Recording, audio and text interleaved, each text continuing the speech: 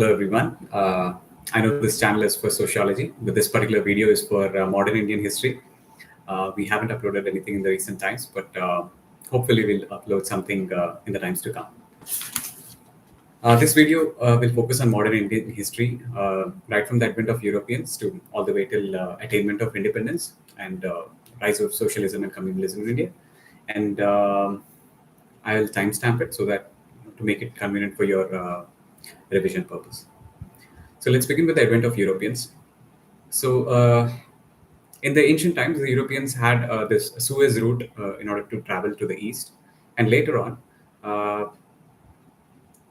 various European countries started exploring the land of India because of this mysterious uh, myth that surrounds India uh, with all the wealth that it has. And it's in that pursuit that the European countries like Spain and Portugal, they started moving across the seas in order to find it. One such pursuit was of Vasco da Gama. He started from Portugal, and on 17th of May of 1498, that is when he reached India. That's actually considered as a black day. 1 year before that, that is 1497, is when he set sail. And the route he took is not through Suez because Suez was blocked by then. In the year 1453, all the Turkish sultans have closed the Suez route, and what he did is he went around Africa through the Cape of Good Hope, and he has apparently met a Gujarati merchant, Abdul Majid, and through which he had got the route to set sail towards Calicut or Kozhikode, and that's how he reached Calicut, and he was welcomed by the king of Calicut, Samutri. In the records, it was given as Zamorin, and he purchased black pepper from him, and which he sold at 27 times profit in his place. And later on, he again visited in the year 1501 to set up a trading factory in Calicut. That's how India was discovered by the Portuguese. Portuguese. So let's begin this discussing the Europeans one by one in the according to the chronology of their arrival in India. First, we'll discuss Portuguese, then British, then Dutch, and then Danish, and then the French. All right, this is the actual part where which will come in the competitive exams that you're preparing for, be it UPSC or SSC or EPFO or anything of that kind. So let's begin with Portuguese. In the year 1500, so a company called Estado da India was started, and it is the first European trading company in India that was set up. Is basically Estado da India. It is by the Portuguese. They set up different ports in India. If you see on the eastern coast, they set up Calicut, Cochin, Kannur on along the Kerala coast, Goa, Bombay, Sunset Basin along the Maharashtra coast. Along the Gujarat, they have set up Surat, Bhavnagar, and Diu and Daman on the Gujarat coast. And then on the Bengal coast, on the eastern side, they have Chittagong, Sadgaon, and Hooghly. They also have a few military posts like Nagapattinam and Santho.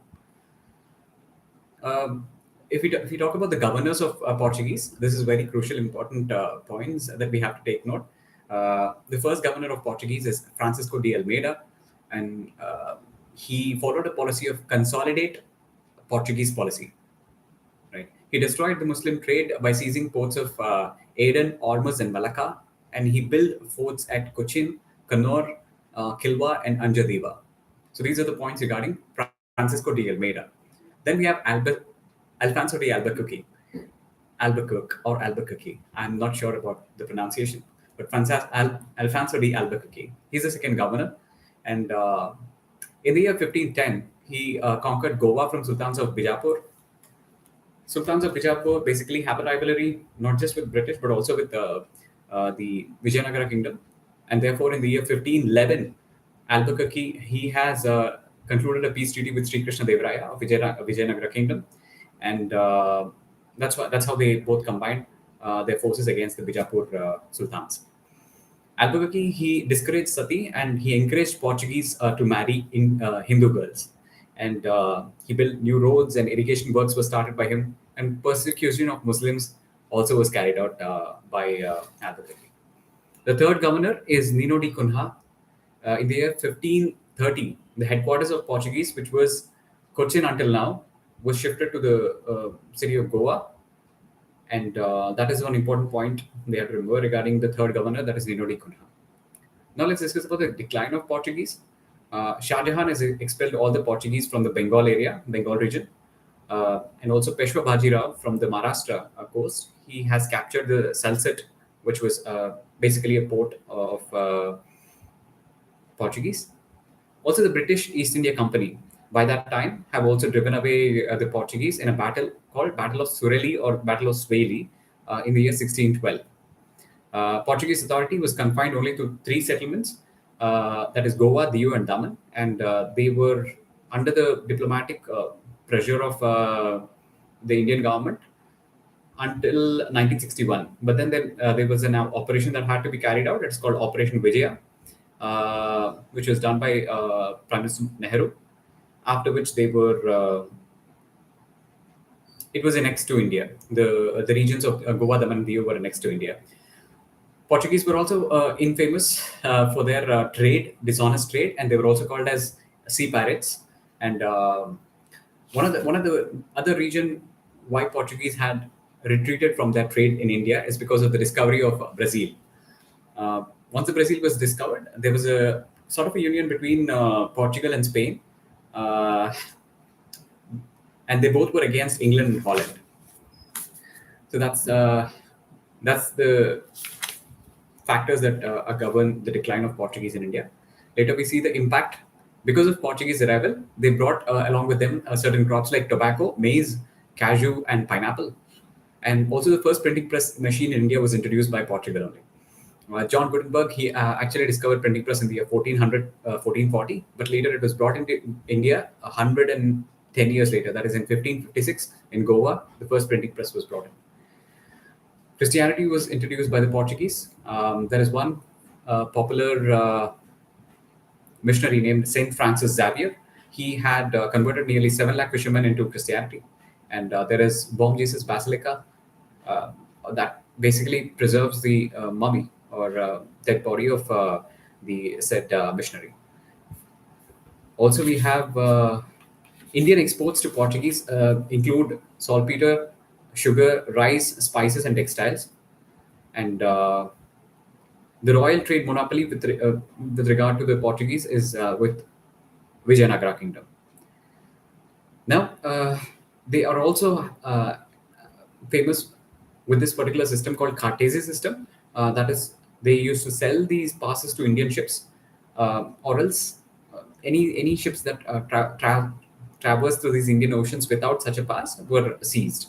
So, Cartesi system is associated with the Portuguese. After Portuguese, we go to the British Empire. The British were known for their naval superiority. Uh, so on the 31st of December 1600, English East India Company was established by a group of merchants. And Queen Elizabeth I, she gave on the same day a charter. A company monopoly was given for 15 years for the trade over Indian and Eastern trade, right? Basically, India and China. All this was given to East India Company, right? And it is confined only to London. So any other company outside of London may or could have come to trade with India, but as far as London is concerned, this British East India Company alone can come. So what happened is 9 years later, Captain Hawkins he visited Jahangir's court with a letter from James I, and who then issued a farman or a permission, for the Portuguese, for the British to build their port, to build their trading company. But that was opposed by Portuguese, who were already present uh, in the very same at the very same time.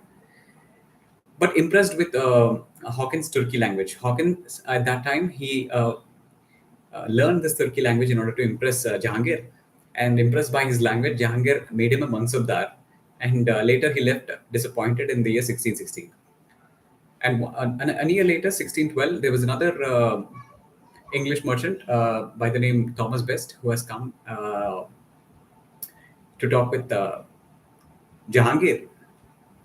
And Jahangir was impressed with Thomas Best's fight against the Portuguese. There was a naval war that happened between the British and the Portugal, and therefore he got a permission to set up his ports at Surat. under Thomas Albert in 1613. Later, from 1615 to 1619, Sir Thomas Roe also got permission to set up factories at Agra, Ahmedabad, and Bharuch. This is a very important point: Agra, Ahmedabad, and Bharuch. East India Company settlements in India. Although it was planned to start a company in the year 1608 in Surat, later it was established only in the year 1619. So Surat factory hasn't materialized until 1613. So if there is a question asking about the first trade center of British, it happened not in Surat, but it's on the Coromandel coast. It happened in Masulipatam, that is in 1611. Then we have three governors. We talk about the three places that are captured by the British, which are made as the headquarters later on. And each of it is governed by a governor, and they were independent to each other. Right? Only later on in the year 1773, that's when the governor of Bombay, brought the governor of Madras and Calcutta. Bombay and Madras were brought under governor of Calcutta in the form of governor general. That happened only in the 1773. But until that time, each of these were independent. And how did they materialize? First is Madras. Madras was the first region that British had took over. The background of this is, first a golden farman was issued in 1632. It was issued to the English by the Sultan of Golconda, right? In 1639, before that, okay, in 1632, they got a farman to build a factory at Madras. Later, like 7 years later, in 1639, there was an officer called Francis Day in Madras. He, through a local officer called Venkatadri Naidu, he's the officer of Aravidu. Initially, the region was named as Chennappa. Chennappa is the father of Venkatadri Naidu. Later, after he acquired the site from this Venkatadri Naidu, he named it as Madras. I mean, Chennappa, so Madras, and now it is Chennai. So St. George Fort was also built by Francis Day, this very person who has acquired this land of Chennapattanam from Venkatadri Naidu. So this fort was built in the year 1644, and this is the first fort that was built by the British. Then we have Bombay. Bombay is the headquarters. Bombay was made the headquarters in the year 1687. Right. It was in the year 1668 is when Bombay was purchased from another king of England, King Charles. So basically, King Charles got this Bombay from King John, who married his daughter, Princess Catherine of Bragance, to King Charles, and he got it through a dowry. So basically, it's a piece of Indian land which was given by a Portuguese king as a dowry to his daughter's wedding to another English king, and that was purchased by another English merchant or officer, British officer called Gerald Ongier, right? So all that we have to remember is Gerald Ongier purchased this from King Charles of England.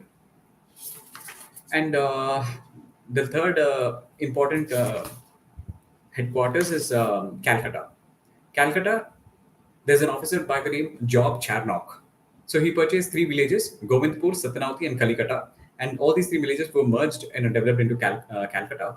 And there he built a fort called Fort William, which was later built by Wellesley in the year something around 1690s or something, 1698 during the Subsidiary Alliance time. So we have all these three important headquarters of British. We'll get into the details of British as we get into the chapter, but this is an overview of British. We already discussed Portuguese, then we discussed British. Now we'll get into Dutch. Dutch, VOC or Vendisch Oost-Indisch Company. So this is nothing but Cornelius D. Houtman. He reached Sumatra or Indonesia. That is where they arrived from, not from the east, not from the west, but they arrived from the east. That's how Dutch always dominated the east. So they have important settlements in India like Machilipatnam, Bhimlipatnam, Nijampatnam, Pulicat Lake, Devanapatnam, Nagapatnam, Balasore, and Chinsura. In Pulicat Lake, they built a fort called Fort Geldria. They also have Fort David in Devanapatnam. Basically, they built four forts, which are called as Fort Gustavus. In the year 1690, they shifted their headquarters from Pulicat to Nagapattinam. Pulicat was the first capital, and then it was shifted to Nagapattinam.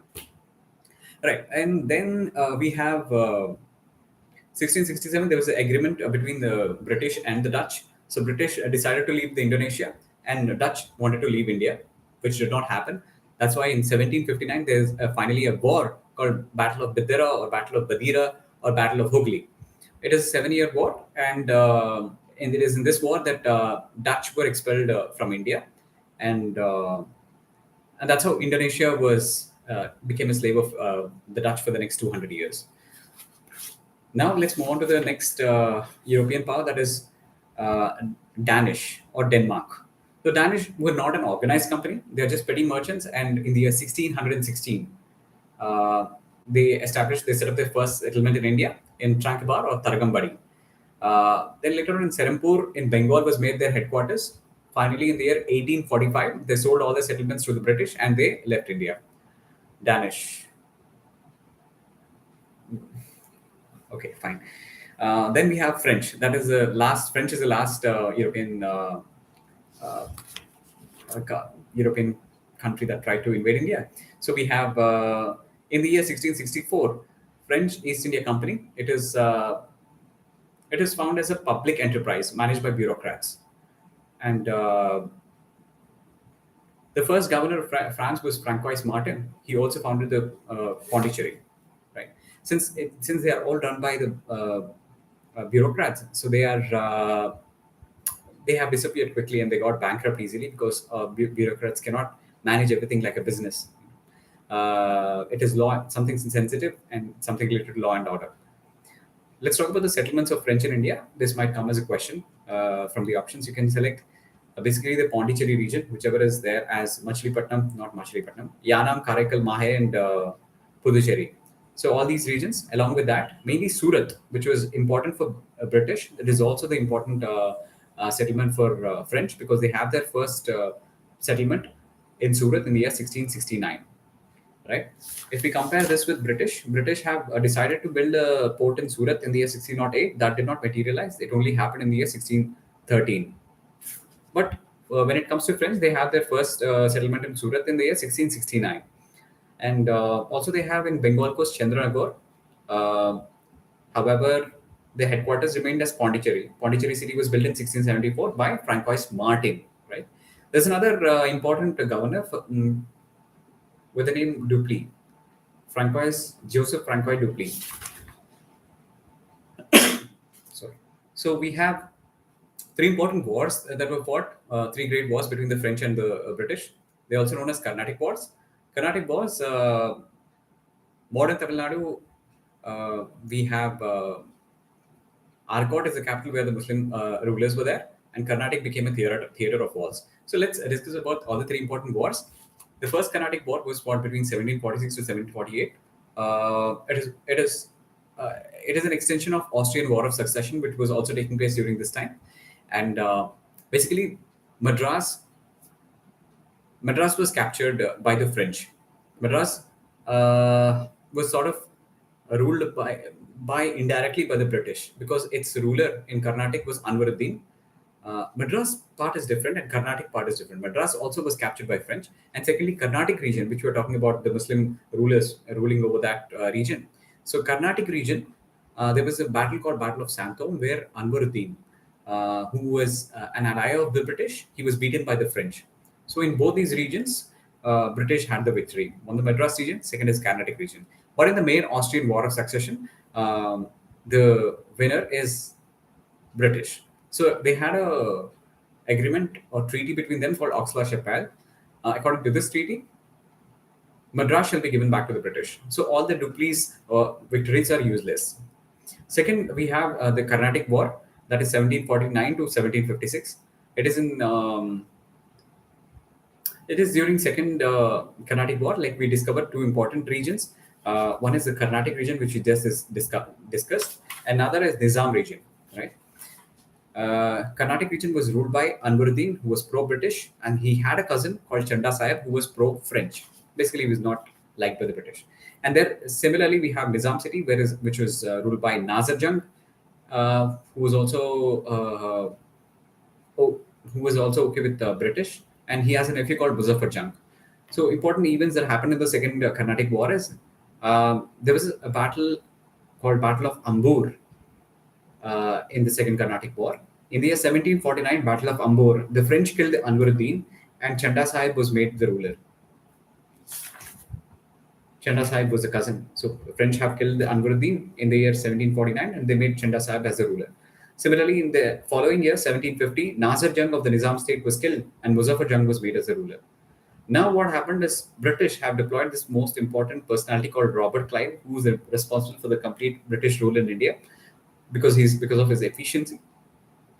In the year 1752, Battle of Arcot was fought, in which Robert Clive killed Chanda Sahib from the Carnatic region, and his son Muhammad Ali was installed over there, who was also again pro-British. And later on in the Nizam region also, Muzaffar Jung was assassinated by the British. At the end of the Second Carnatic War, a treaty called Treaty of Pondicherry was signed, uh, which agreed not to interfere with in which both the French and British have agreed to not interfere with the quarrels of the native princes and to leave the territories as occupied at the time of the treaty. Then comes the Third Carnatic War in the year 1758, and it goes on till 1763. This coincides with a 7-year war that was happening in the background in the Austria's 7-year war from 1756 to 1763, right? So British and French in the Austrian War were 7-year Austrian War were on the opposite sides. But what happens here is in a place called Wandiwash, the French fate is sealed because County Lally was leading the French side and Sir Eyre was leading the British side. The French lose in this battle of Wandiwash, and there's a treaty that is signed, which is called the Treaty of Paris in the year 1763. And according to this Treaty of Paris, all the British settlements shall be given back to the French. French are basically given back their settlements with the condition that they should remain in India under the diplomatic pressure, under the pressure of protection of British government. Later on, they continue to remain even after the independence after 1947. They remained in India until the 1954 under the diplomatic pressure of the Nehru government. There was one incident, however, like in 1793, when during the French Revolutionary Wars, Pondicherry was seized by the British because they thought all these revolutionary ideas that are coming from the French might cause a rebellion in the French ruled regions. So they brought this under a siege, but later on, again, they were returned to France. Finally, we have covered all the important European powers that have arrived in India. I think now we can discuss British conquest of India is what is left. Right. We are going to the second chapter, which is nothing but the British conquest of India. So 23 minutes. British conquest of India. Right. In this, we are going to see how slowly each region, like Bengal, Awadh, Punjab, Mysore, Maharashtra, so Maratha, all these regions were conquered by the British one after the other. Um, Starting from the disintegration of Mughal Empire. This also is studied under the British conquest of India only. So let's begin with the British conquest of India. We begin with the disintegration of Mughal Empire. So as we know, 1707, Aurangzeb was dead in that year, but still the Mughal Empire continued to rule till the revolt of 1857. This happened because there is a line of weak rulers that were representing the Mughals, who carried on the rule with some inefficiencies and lots of changes that are involved in their administration. We'll see one by one. Uh, the first ruler is Bahadur Shah I. He's also known as Shah Alam, and he had this policy called compromise and conciliation policy, which means he was in a compromise with the Marathas, Sikhs, Rajputs, and Bundelas and Jats. Then contemporary historians have called him Shah-e Bekhabari means Bekar. matlab, He doesn't focus on the important issues. Shahi Bekhabari, right? And then he faced revolts from the Sikhs during his time. To Marathas, he granted Sardeshmukh. Sardeshmukh of 10% was granted to Marathas, but he did not grant Chauth. Chauth is basically a fee that is given in order to let Marathas not to come for their raids, looting raids. Sardeshmukh is the region that is hereditary, that comes under heredity of Maratha, so you have to pay a tax. So they granted tax of Sardeshmukh as 10%, but they did not grant Chowth, which is one fourth of the land revenue. This was the policy of Bahadur Shah I. Later, he was followed. That was only for a brief period of 5 years, that is 1707 to 1712. Later comes Jahandar Shah. Jahandar Shah, you can remember J is again rhyming with jizya, jizya, right? So Jahandar Shah is associated with the abolition of jizya. Jizya basically started by Qutbuddin Aibak. It was a regressive move.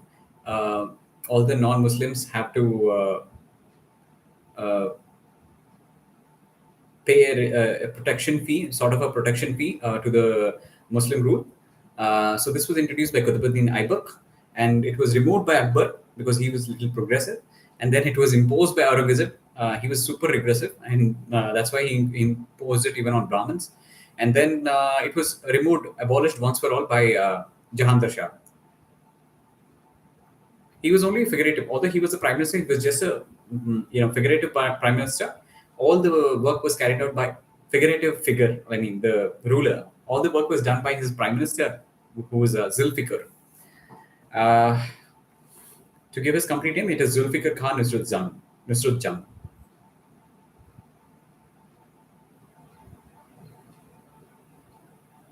Right. Then we have another ruler called Farrukh Sir. Farrukh Sir becomes important in the context of the Farman that is given for the British to trade, to have a customs-free trade. Farrukh Sir, we can remember F. His name starts with F, and also here we have Farman, which starts with F. So F and F, right? Farrukh Sir, again, he is none other than a nephew of Jahandar Shah, the very first, no, the second person that we have seen, right? He's a nephew of Jahandar Shah. So he revolted from Jahandar Shah and he seized the power. He's also pet named as Girnit Khair. Girnit Khair. Khair, not very useful. So there were two important brothers who dominated during his rule. They are also called as Said brothers. One is Said Abdullah Khan and Said Hassan Ali Khan. Said Abdullah Khan was the wazir or the prime minister. Said Hassan Ali Khan was the Senapati or the Mir Bakshi. The important events that happened during the rule of Farrukh Sir were John Sermon visited Farrukh Sir court with 3 farmans or 3 royal orders in order to be granted to the English. One is the British were allowed to carry customs-free trade in 3 provinces. Those were Bengal, Gujarat, and Deccan. Customs-free trade. So they don't have to pay any customs in order to carry out trade in these regions. What are those regions? Bengal, Gujarat, and Deccan. Next, company can issue dastaks for transportation. This is something similar to the Kartavya system that we saw, right? Dastaks for transportation. Company can issue these for any transportation. And then they are allowed to rent more lands around Calcutta. Calcutta, we already discussed how Job Charnock got these from the Calcutta region, but they are now allowed to rent more lands around Calcutta. Finally, the company is allowed to even mint coins that were to be accepted in the Mughal Empire currency. They were even given permission to make their own currency, which should be accepted in the Mughal kingdom. We should note here that during this rule of 1713 to 1719 of Farrukh Sir, there's one person that revolted in Bengal. This is Murshid Quli Khan. He declared independence and he refused to extend any duty-free trade, that is customs-free trade that was granted under this Farman of John Sermon by the Farrukh Sir, right? So what happened is Farrukh Sir, he was killed by the Said brothers eventually. The Said brothers, who were the prime minister and Senapati, they killed the Farrukh Sir himself. Then we go to the next interesting ruler. He is Muhammad Shah Rangila. He's the grandson of Bahadur Shah, who's the first ruler that we saw. He is known by the people as Rangila because he's mostly involved in pleasurable activities. He's addicted to wine, women, and he's himself a Kathak dancer. And there were 2 powerful officers in his court. One is Buran ul Mulk and Nizam ul Mulk. So we might be confused a little with the Said brothers that were happening in the Farrukh Sir and the Buran Mulk brothers, Mulk officers that we have in the court of Mr. Muhammad Shah Rangila. right? So Burhan al-Mulk is the head of the Irani group or the Shias. Nizam al-Mulk is head of Durrani group or the Sunnis. Uh, what happened later on is after the death of Mohammad Shah Rangila, the Burhan al-Mulk, he leaves to Delhi, and he shifted to and he leaves Delhi, and similarly Nizam al-Mulk also uh, comes to Lucknow. There's a small correction. Burhan al-Mulk comes to the Awadh kingdom, which was whose capital was Faizabad, and later Lucknow becomes the capital of that region. And Nizam al-Mulk, on the other hand, he also leaves Delhi and he comes to the Deccan region, to the south, further south, and he carves out Nizam state, and which was ruled by him for the next 200 years, with the capital as Aurangabad, and later it was shifted to Hyderabad. So the birth of Nizam al-Mulk comes from birth of Nizam kingdom comes from Nizam al-Mulk, and in Awadh or in Lucknow, whatever Irani um, chai or all this was attributed to the Burhan al-Mulk rule that has come from uh, Muhammad Shah Rangila. Right. So we have one important incident that happens during the rule of Muhammad Shah Rangila is Nadir Shah attack. So Nadir Shah, there's a massacre that happens. Nearly 30,000 people were killed because a wrong rumor, it's a rumor, falsehood that was spread about his death. People were saying that there is some Indian ruler that killed this Nadir Shah. So he was very angry at that fact, angry at that rumor, and he started uh, going on a massacre. And it is in this very event that the Kohinoor diamond or the peacock throne, which are known as the symbol of Mughal Mughal rulers, that was stolen. So Rangila incidentally becomes the last Mughal ruler to ever sit on that peacock throne. Later on, it was discovered that Maharaja Pranjit Singh of Punjab, uh, he brought the Kohinoor diamond back to India, but then now it is in the hands of the British Queen. Now let's go to the fifth ruler, which is Ahmad Shah. Ahmad Shah ruled from 1748 to 1754. Prime Minister Imadul Mulk was there in that. Prime Minister's Imadul Mulk was dominating figure in that period from 1748 to 1754. And in fact, Ahmad Shah was imprisoned and later blinded by the Prime Minister, that is Imadul Mulk. Even the next ruler, that is Alamgir II, was also scared of Imad. He was still the PM, but he was scared of him. And that's what his fear was manifested. The Emperor Alamgir was killed by Imad, and his naked body was thrown in the Yamuna River. And during this period, East India Company fought a Battle of Plassey in 1757. Battle of Plassey was happening parallelly in the Bengal. It was East India Company had defeated Siraj ud-Dawla, which we'll see eventually, right?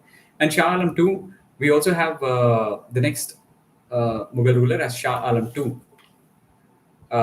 He's also known as Aftab, and during his period, Ahmad Shah Abdali invasion happened in the year 1761.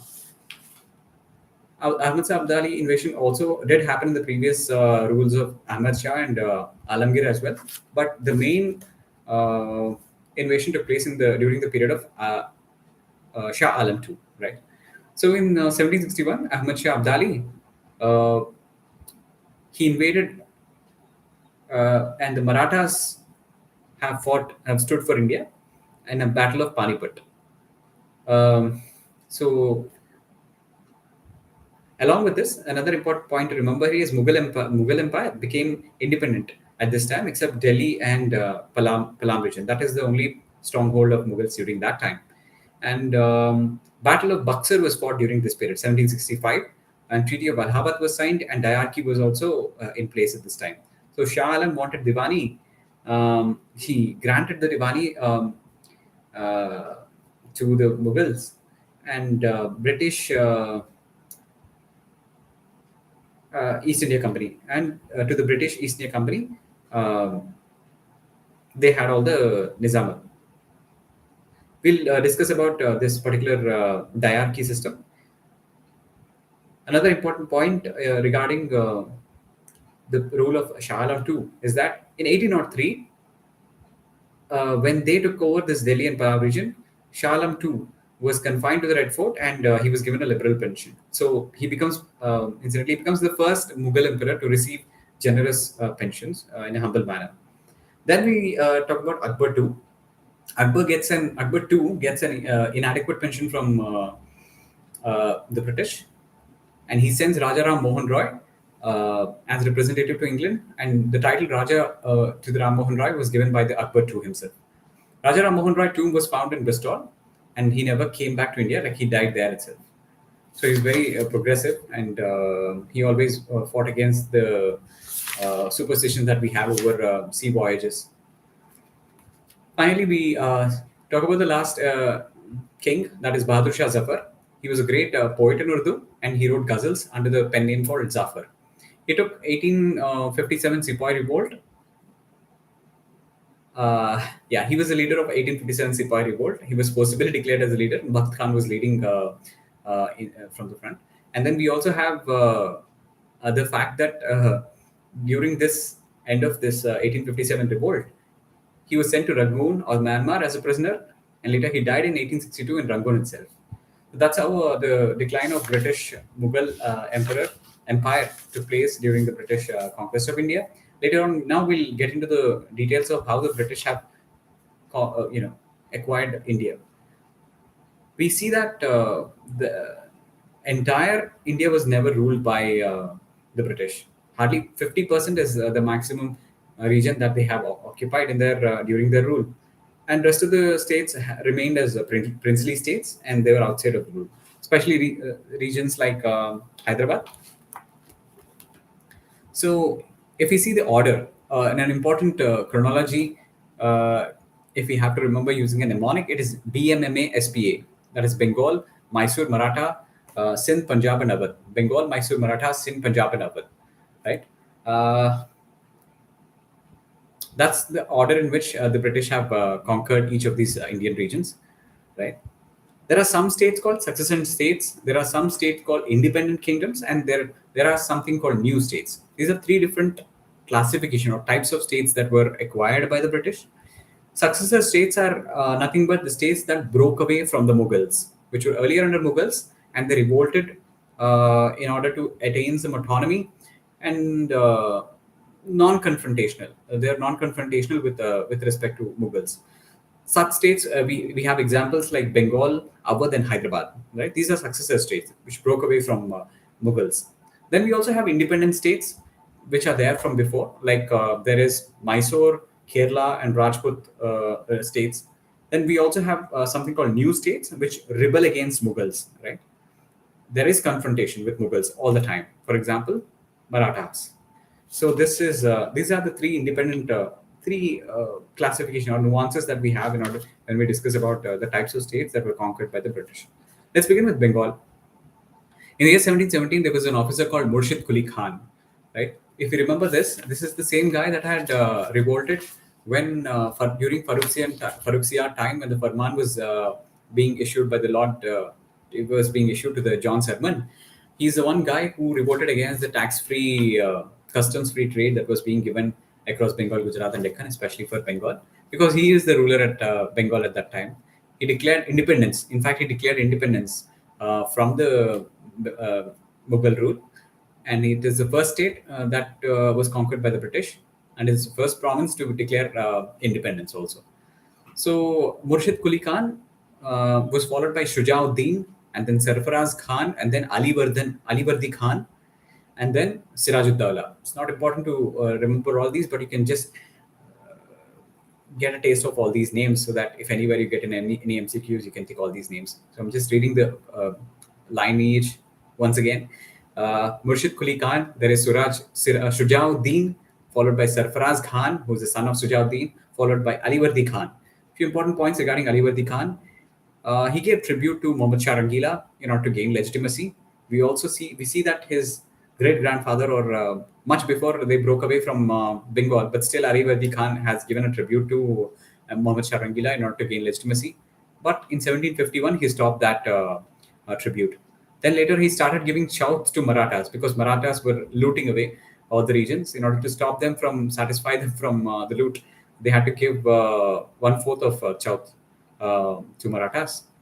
And also, this person was followed by an important ruler called Sirajud-Dawla.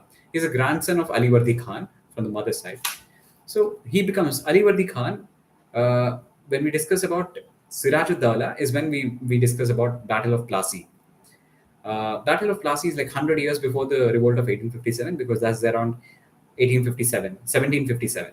Right? Sirajud-Dawla becomes Nawab in 1756 to 1757. He conflicted with the Britishers, and that led to the Battle of Plassey. So British wanted to take advantage because he was in a war with his aunt, Ghaziti Begum or Mehrunisa. So he was in some maternal fight with his for his power, and during that time, British wanted to take advantage, and that battle that took place between him and the British was called as Battle of Plassey. So Battle of Plassey was fought on 23rd of June of 1757, and the reasons for this battle is excuse me. So one is all the settlements of uh, were fortified by the all the European settlements were fortified, and this was not the ruler. Sirajuddin was not very happy because of this fortification of the settlements. Second thing is dastaks. Dastaks are nothing but certificates that are signed by the governor of Calcutta to allow them customs-free trade. Excuse me.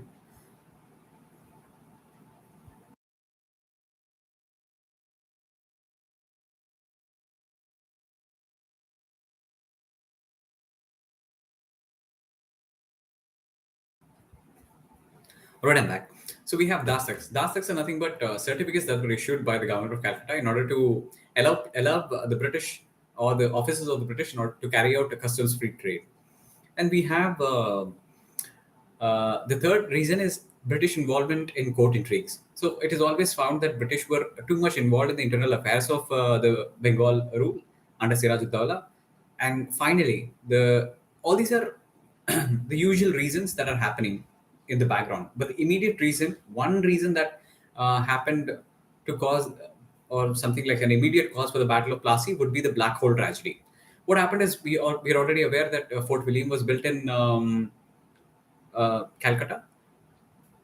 Uh, so what happened is Siraj Dawla has conquered his Fort William, and he has logged around 146 officers inside Fort William, and he basically suffocated them in a small room, because of which all of them died. And this angered Robert Clive, who was the officer who was on command. He was rushed from the Carnatic Wars that happened. We just discussed how he was battling Anwaruddin and placing Chanda Sahib, Nazar Jung, and Muzaffar Jung, right? So he was brought into action in Calcutta, and that is the basis. That is the main immediate cause. The Black Hole tragedy that took place in the William Fort was the main reason for the occurrence of the Battle of Plassey. What happens after the Battle of Plassey? Sirajud-Dawla was Siraj. There was another Senapati of Sirajud-Dawla called Mir Zafar. So Mir Zafar joined hands with Robert Clive, and they captured. They didn't capture Bengal immediately. Like Bengal did not come under British immediately. They went for a de facto ruling. So after keeping aside Siraj-ud-Dawla, so Mir Zafar was made the ruler, and then the rule went on. Mir Zafar, in order to satisfy his lords, he started giving some money. He started paying tribute to the amount of 1 crore 70 lakhs to the company as a compensation, and of which 20 lakhs was personally given to Robert Clive himself, personally. And apart from that, 24 Parganas, the district called 24 Parganas, was also given to the East India Company. All this was given by the Mir Zafar, who was basically Senapati of the actual ruler, the Siraj-ud-Dawla. All this was being given to the East India Company as a tribute. Next, we have import of bullion was stopped, but it was also reversed. So, whatever with the friendship that he started to understand that relying on the British for everything was not very important. So he wanted to build slowly a friendship with Dutch, right? But somehow the British realized his intentions, and at the same time they were also against the Dutch settlements that were rising. So they smashed the Dutch, in the Battle of Badara, which we already discussed when we were discussing about the Dutch, which happened in the year 1759. And later on in the year 1760, Mir Zafar was also taken down from the throne. Another puppet son-in-law called Mir Qasim was placed on the throne.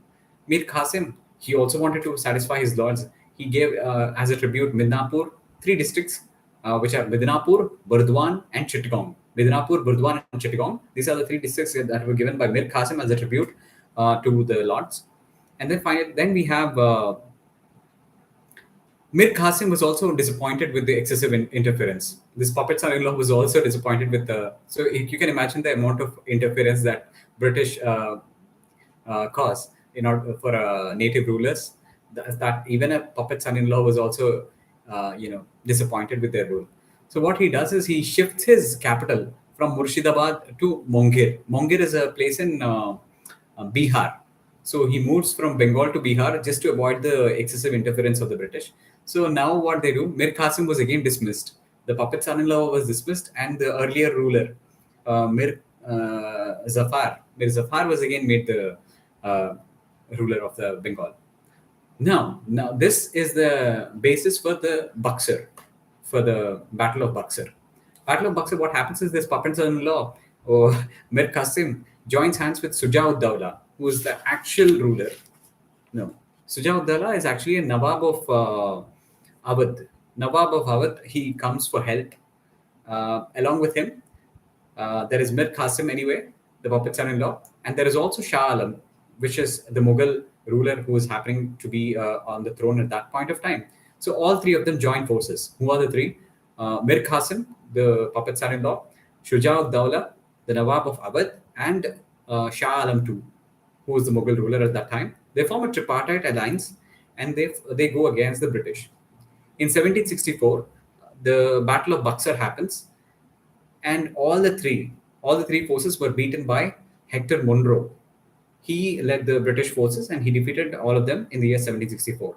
Consequently, they had to sign some treaty. In the year 1765, they signed the Treaty of Allahabad with British on one side and all the Indian Nawabs on the other side. And as per this treaty, a new form of government called diarchy was introduced. Diarchy system of administration. All the British collected taxes from people, zamindari system. So we see that Diwani, revenue side, Nizamat, law and order. Diwani was taken out of the company, and all these powers were given to the company. Basically, the revenue, money. British are interested in the money. Why would they care about the law and order? So it was taken from the Mughal emperor. It was given to the company, and Nizamat, or the law and order, was given to the Nawabs. So this diarchy system was followed for a period of 7 years. That is from the period of Buxar, the Treaty of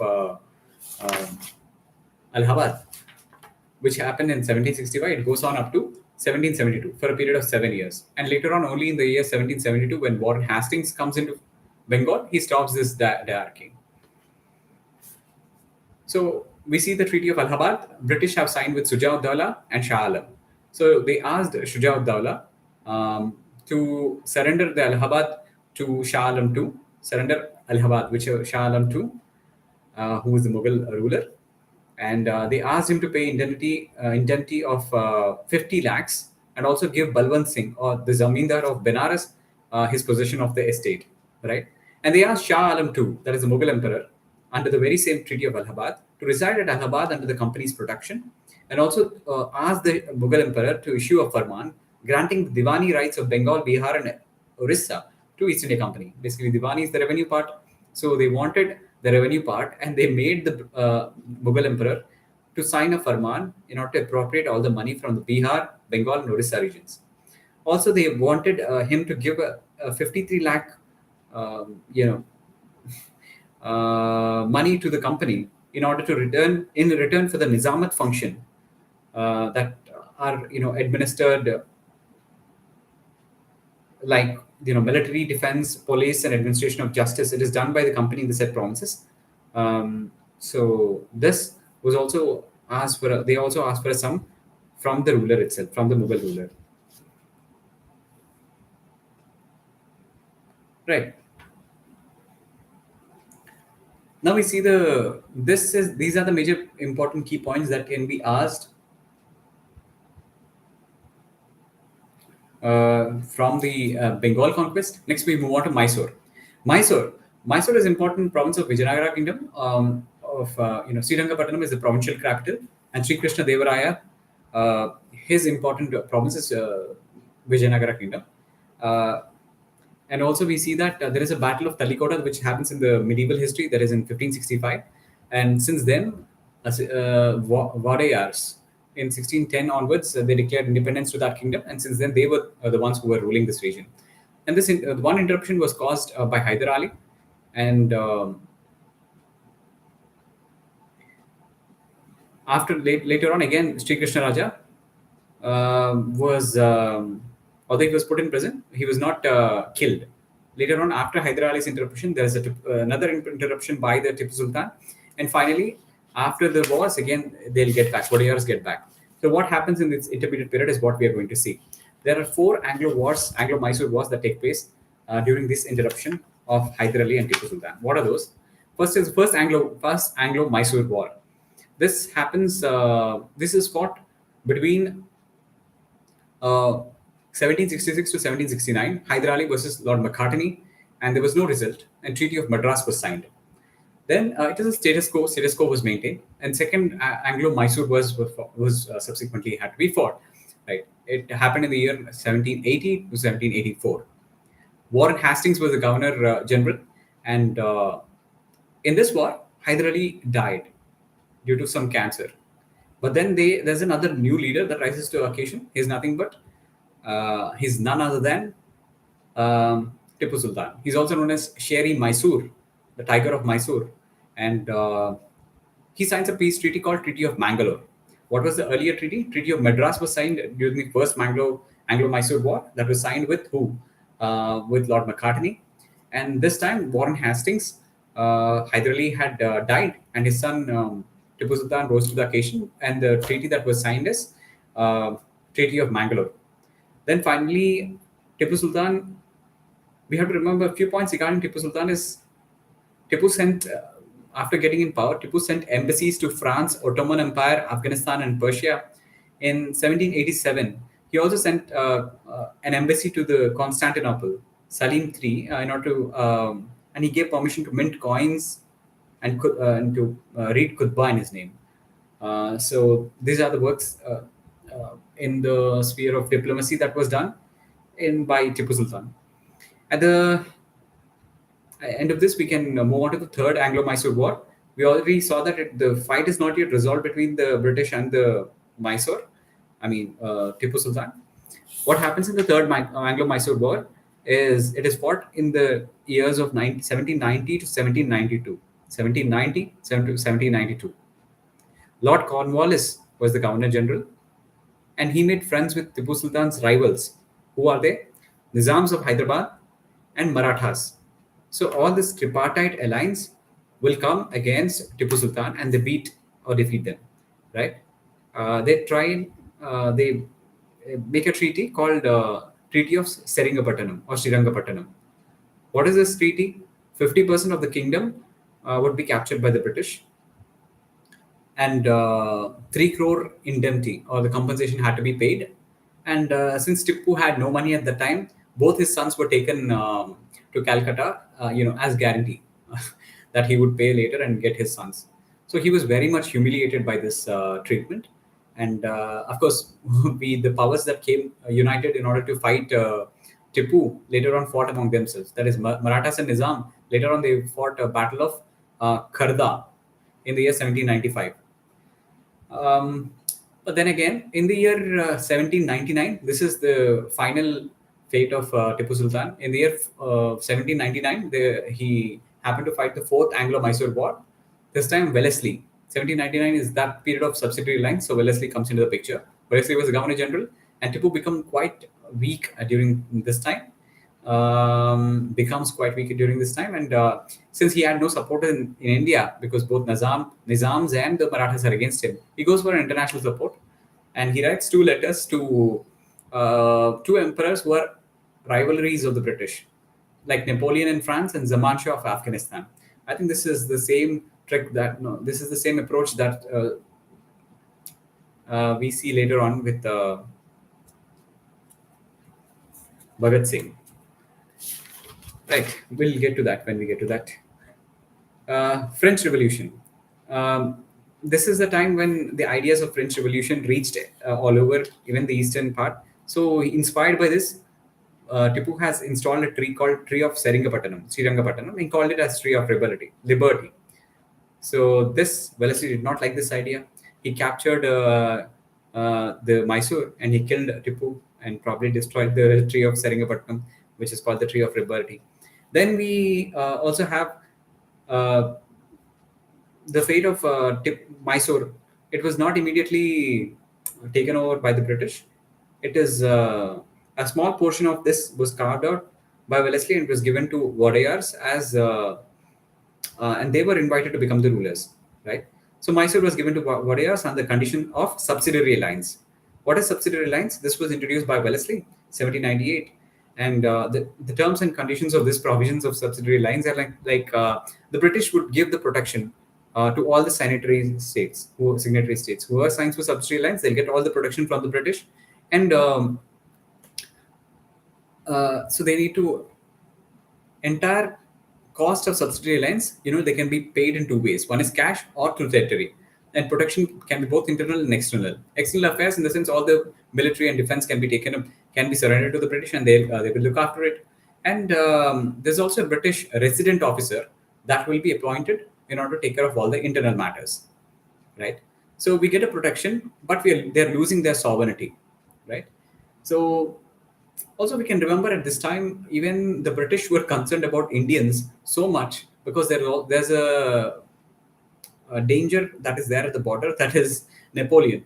All his ideas were reaching far and wide, so that factor also was involved. That's why they brought the subsidiary alliance in order to, with a context or a pretense probably of giving protection. They wanted to make sure all these were safe, all these Indian states were safe. The first person to sign the subsidiary alliance was Nizam of Hyderabad, and later on, this was also signed by Krishna Raja III of Wadayar, basically the Mysore, and followed by Sadat Ali of Awadh in the year 1801, and Travancore, Kerala, also signed in the year 1805. Earlier they signed a similar treaty with Mysore, with the British East India Company. Right. Now let's talk about the next kingdom, that is Maratha Kingdom. Maratha Kingdom. So brief history is Shivaji built this kingdom for Marathas. Sahu is the grandson of Shivaji. So he was ruling from 1707 to 1714, very long period. But in fact, he was not the sole ruler. The power was with the Peshwas. Three important Peshwas at this time were Balaji Vishwanath, followed by Bajirao I and Bajirao II. Balaji Vishwanath was on the helm of affairs between 1713 to 1720. Bajirao I was most powerful ruler. He ruled between 1720 to 1740, and Balaji Bajirao 1740 to 1761. Balaji Bajirao is also known as Nana Sahib. Right. Sahu was sitting on the throne, but the de facto rulers were the Peshwas only. So Sahu, because he died childless, the successor officer were basically Peshwas only. So the fourth in the Peshwas was Madhavrao in the 1761 to 1772. And later on, if you just wanted to take a look at the list of the Peshwas that we have, first we discussed already about Balaji Vishwanath. He made this position as hereditary, 1713 to 1720. It was followed Bajirao I. He's the most powerful. He's also called Bajirao Mastani. We also have this famous movie. He's also called as Hindu Padshaahi. Then this was followed by Balaji Bajirao. He's also called as Nana Sahib. He was involved in Battle of Attock and Battle of Panipat III. After him, it was followed by Madhavrao I. He defeated the Nizam in Mysore, and he gave pension to Shah Alam II. And then it was followed by Narayan Rao. Narayan Rao was murdered, and it was later followed by Madhavrao II, Raghunath Rao, and then followed by Madhavrao II. Raghunath Rao tried to get a legitimacy for himself. He sought English help, and he tried signing a treaty of Surat, which was not validated, and then he was pensioned off. And then the actual power, which was supported by Nana Fadnavis, was given to Madhav Rao. He's also called Madhav Narayan Rao, and he's basically the son of Narayan Rao, who was the earlier ruler who was murdered.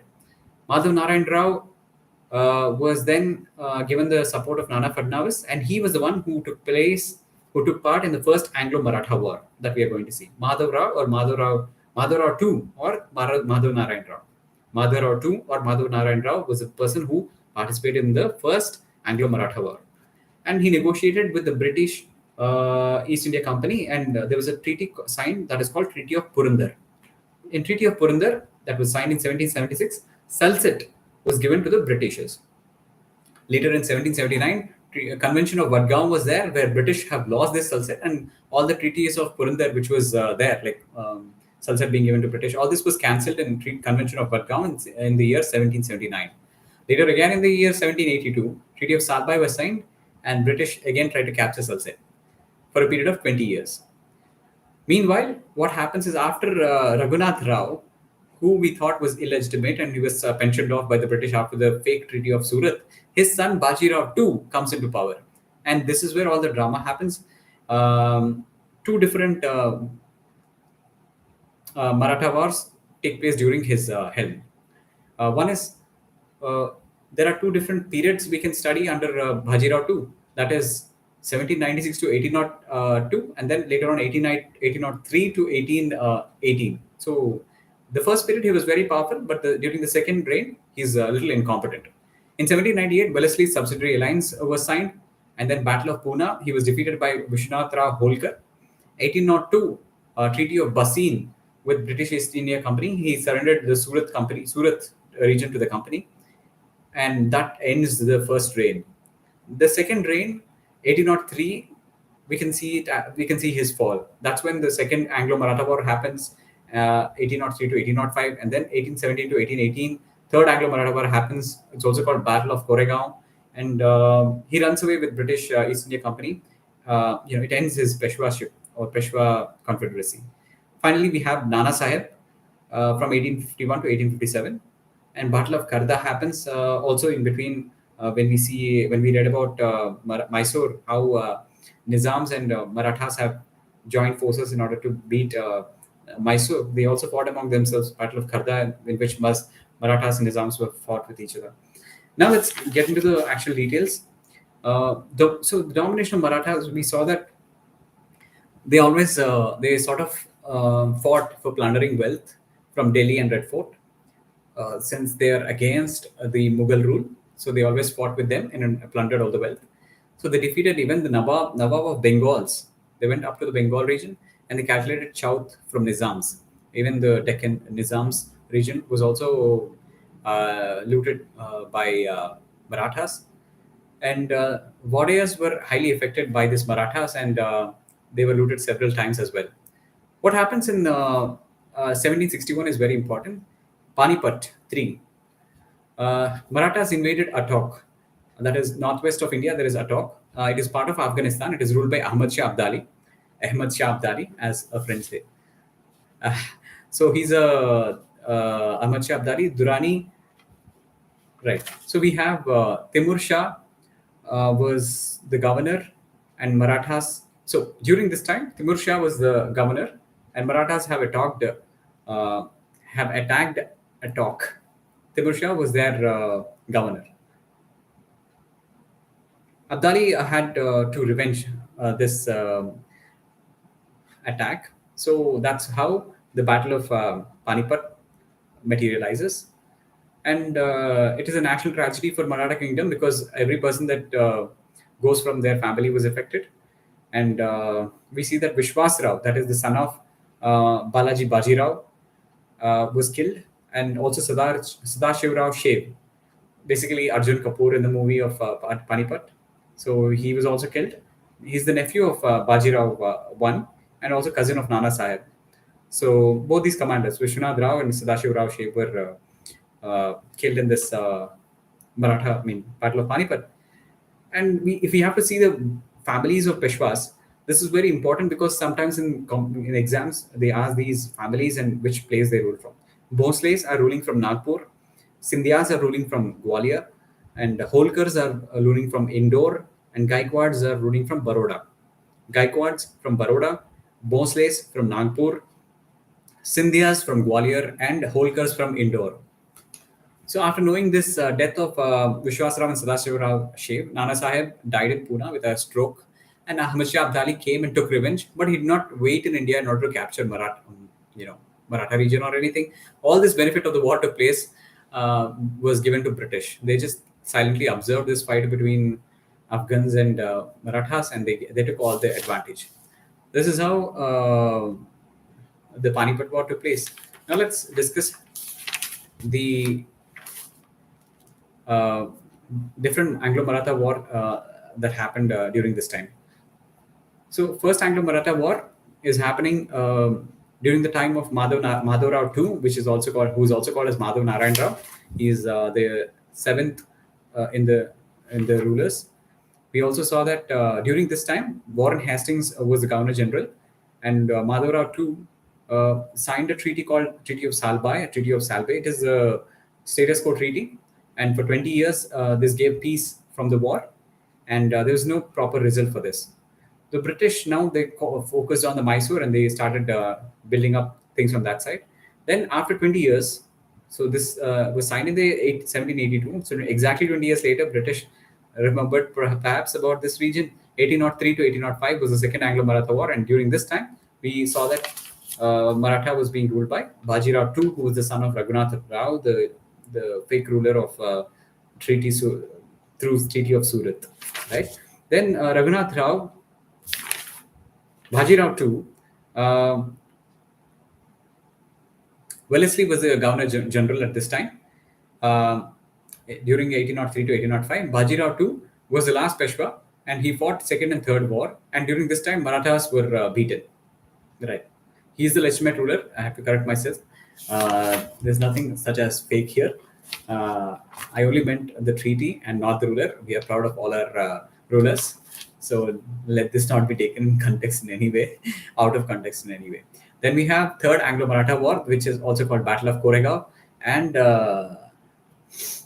Battle of Asti. It is also called Battle of Asti, and it is fought between 1817 and 1818. Lord Hastings was the Governor General. Baji Rao II was at the helm of affairs, and this is also called as Pindari War because there is a Pindari community which were like notorious robbers and thieves, and the Pindaris gave free military service to the Marathas. So they were taken down by Lord Hastings later on with 1 lakh soldiers in the end of 1824 or later. But talking about this Baji Rao II, he was dismissed and he was pensioned off to Kanpur. This is important because we are going to discuss him when we discuss about revolt of 1857. After this war, Peshwa kingdom is abolished and annexed, and Satara, it is annexed to the British. This is a very important point. Satara, which was capital of Shivaji, so they took one person from Shivaji's family, Maharaja Pratap Singh, and they made him as capital of King of Satara Kingdom. And Bombay province was created by Lord Hastings in the year 1818. Then we have BMMASPA, so Bengal, Mysore, Maratha. Now SPA, we're talking about Sindh, Punjab, and Awadh. After this, we will be done with the British conquest of India, and we can go on to the policies of British in India. Sindh, after the decline of Mughals, local Muslim rulers took charge, and Lord Auckland. So, ruler of Sindh was named Sher Muhammad. He signed the subsidiary lines in the year 1839. So that was the time Lord Auckland was in the Governor General. He was there for the period of 1836 to 1842. Right. Sher Muhammad, ruler of Sindh, was Sher Muhammad. He signed a subsidiary alliance in the year 1839. So Amirs, we need to know this concept called Amirs when it comes to Awadh. Amirs are like British resident who are allowed to stay in a subsidiary alliance. What happened is these Amirs of Sindh, they betrayed. So just for the sake of losses, they betrayed. They were betrayed by the British East India Company. So that's how the first Anglo. Alan Borrow has given orders during this 1842 and 1844 period. So it is like, although they signed a subsidiary alliance, but still they tried to go against the very same region. So this is where the Rakshaka has become Vakshaka. There's a statement that was given. Napier and Sher Muhammad. So they were rascals to in order to enter Sindh, but they were useful rascals because they ultimately wanted to save this region. But still, Charles was unhappy in order to conquer this region. That is as far as Sindh is concerned. Then we talk about Punjab and Awadh region. Punjab annexation, uh, we see that Punjab was included in Mughal Empire. After the death of Aurangzeb, Punjab was divided into 12 small independent states called Mizils. These states, 6 states, these are called Mizils. And each Mizil is ruled by a Mizildar. Sukar Shekia is an important Mizil that was ruled by Maharaja Ranjit Singh. He's also known as Lion of Punjab. And he became the Mizildar for the first time and he conquered the entire Punjab and found a vast Sikh community with Lahore as capital. So he called himself as Maharaja and not a Mizildar. And before 19th century, the Golden Temple was called as Harmandir Sahiba in Amritsar. Now it's called Swarmaya Temple. Okay, fine. So he struck the gold coins in the name of Guru Nanak and Guru Gobind Singh, and he saw justice as a source of income. So if you pay money, you get relieved from the punishment of the crime that you have committed. And all these points are just taken as facts from different sources. These are not, nothing is made up of here. Made up here. There's nothing against the noble gentleman. All due respect. And he was a man of tolerance, so he patronized Hindu, Muslim, Sufi temples and mosques. And in fact, Kashi Vishwanath temple was also, made repairs by this Maharaja Ranjit Singh, and he also donated some gold to the temple.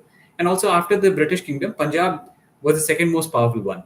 During that time, Punjab was very powerful, and in fact, they employed Europeans in their service. If this is a question, which of these regional kingdoms employed Europeans for their service? It would be Punjab. Also, we remember that in Mysore, also like the forces were trained by the European commanders, right? That is one point to remember. Along with Mysore, their armies modernized, westernized, modernized. At the same time, we have to remember that Punjab is one thing that they have employed Europeans in their very own service, right? After the death of Ranjit Singh, his son Dalip Singh, who was only 8 to 9 years old, has come to power.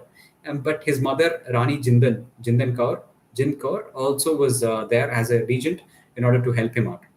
So, what is the first Anglo-Sikh war? These cowards have come to fight with the British. Okay, so these have. In the year 1845 to 1846, Hardinge I was the Governor General. 6 were beaten. Treaty of Lahore was concluded. Treaty of Lahore was signed. And Second Anglo-Sikh War happened in the year 1848 to 1849.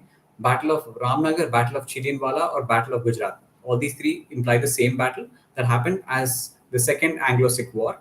And Dalhousie was the Governor General, and Dalip Singh and Rani Chindan was sent to London as prisoners. Punjab was annexed to British Empire in 1849, and Punjab was the last kingdom to be annexed to the British Empire, and there was no more after this.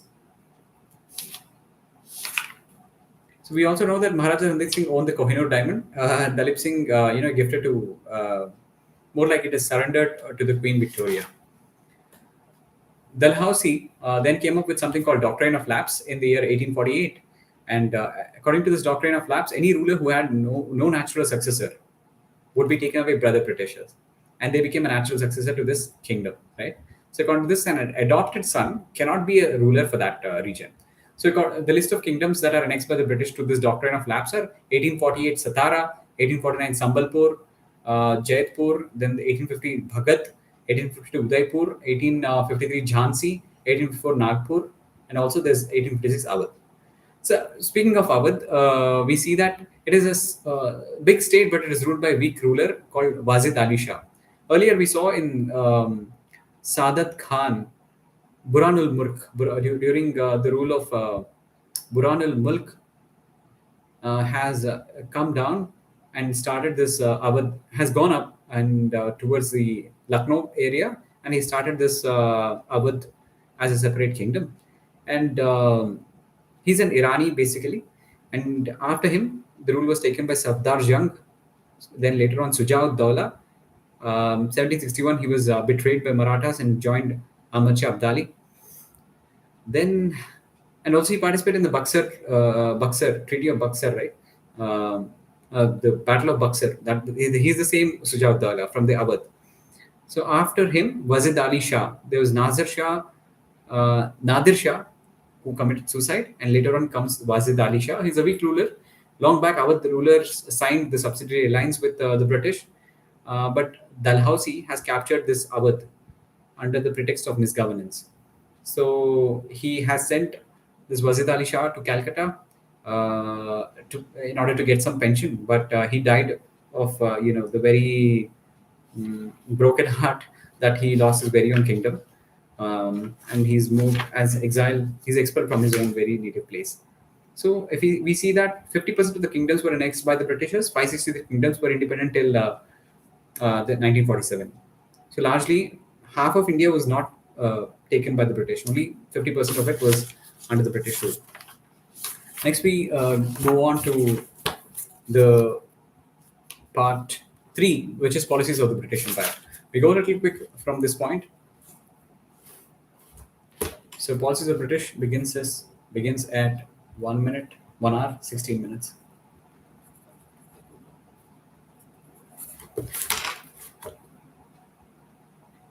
So political administrative system, we see the permanent Parliament of London.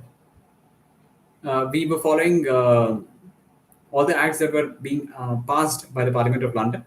Something like regulating acts were passed, and then charter acts were also passed.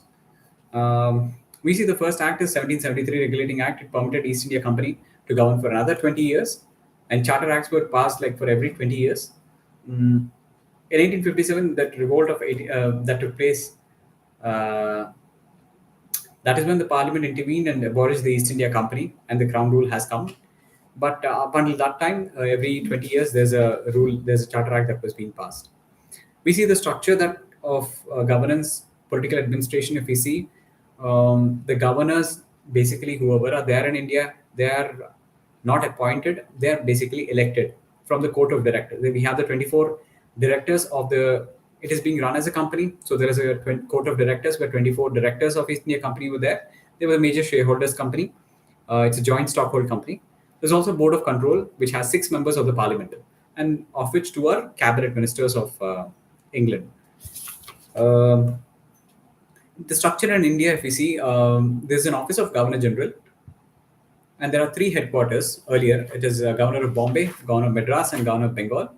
And Warren Hastings, in the year 1773, he started this concept of Governor General. Later on, 1833 Charter Act, total subordination took place, and they abolished law for making the power to make laws was totally withdrawn from the provincial rulers by 1833 Charter Act. So it's like complete centralization that took place. In 1833, General of Fort William. So he resigned as Governor General. He was redesignated as Governor General of India. So Fort William, in the sense, Calcutta, Bengal region. The Governor of Bengal was called as Governor General of India. Governor General of Bengal, up until that point, he is now called the Governor General of India. Lord William Bentinck was the first Governor General of India. And if you see the Governor General, he's got an executive council. 4 members. Initially, it was 3 members, but then they were getting all equal votes. Another member was added. 4 members were there in this Governor General Executive Council, and it is almost like a primitive or prototype version of this legislature of India, of the India that we see right now as Lok Sabha, Raj Sabha. This legislature considered only 4 people, 4 other people other than this Governor General. 3 members were opposed to the Governor General every time. Due to this, Pitt has reduced this member from 4 to 3. Okay, earlier 4 members was there. Since always they were against him, he reduced it by 1. And then we have Supreme Court was established in Calcutta under the 1773 Act, and Physical Court was formed in the year 1774. Elijah Impey was the first Chief Justice of Supreme Court. Right now, we have done about political administration. Now, we discuss something about the revenue administration. Land revenue was the only sort of revenue, chief source of income for the government.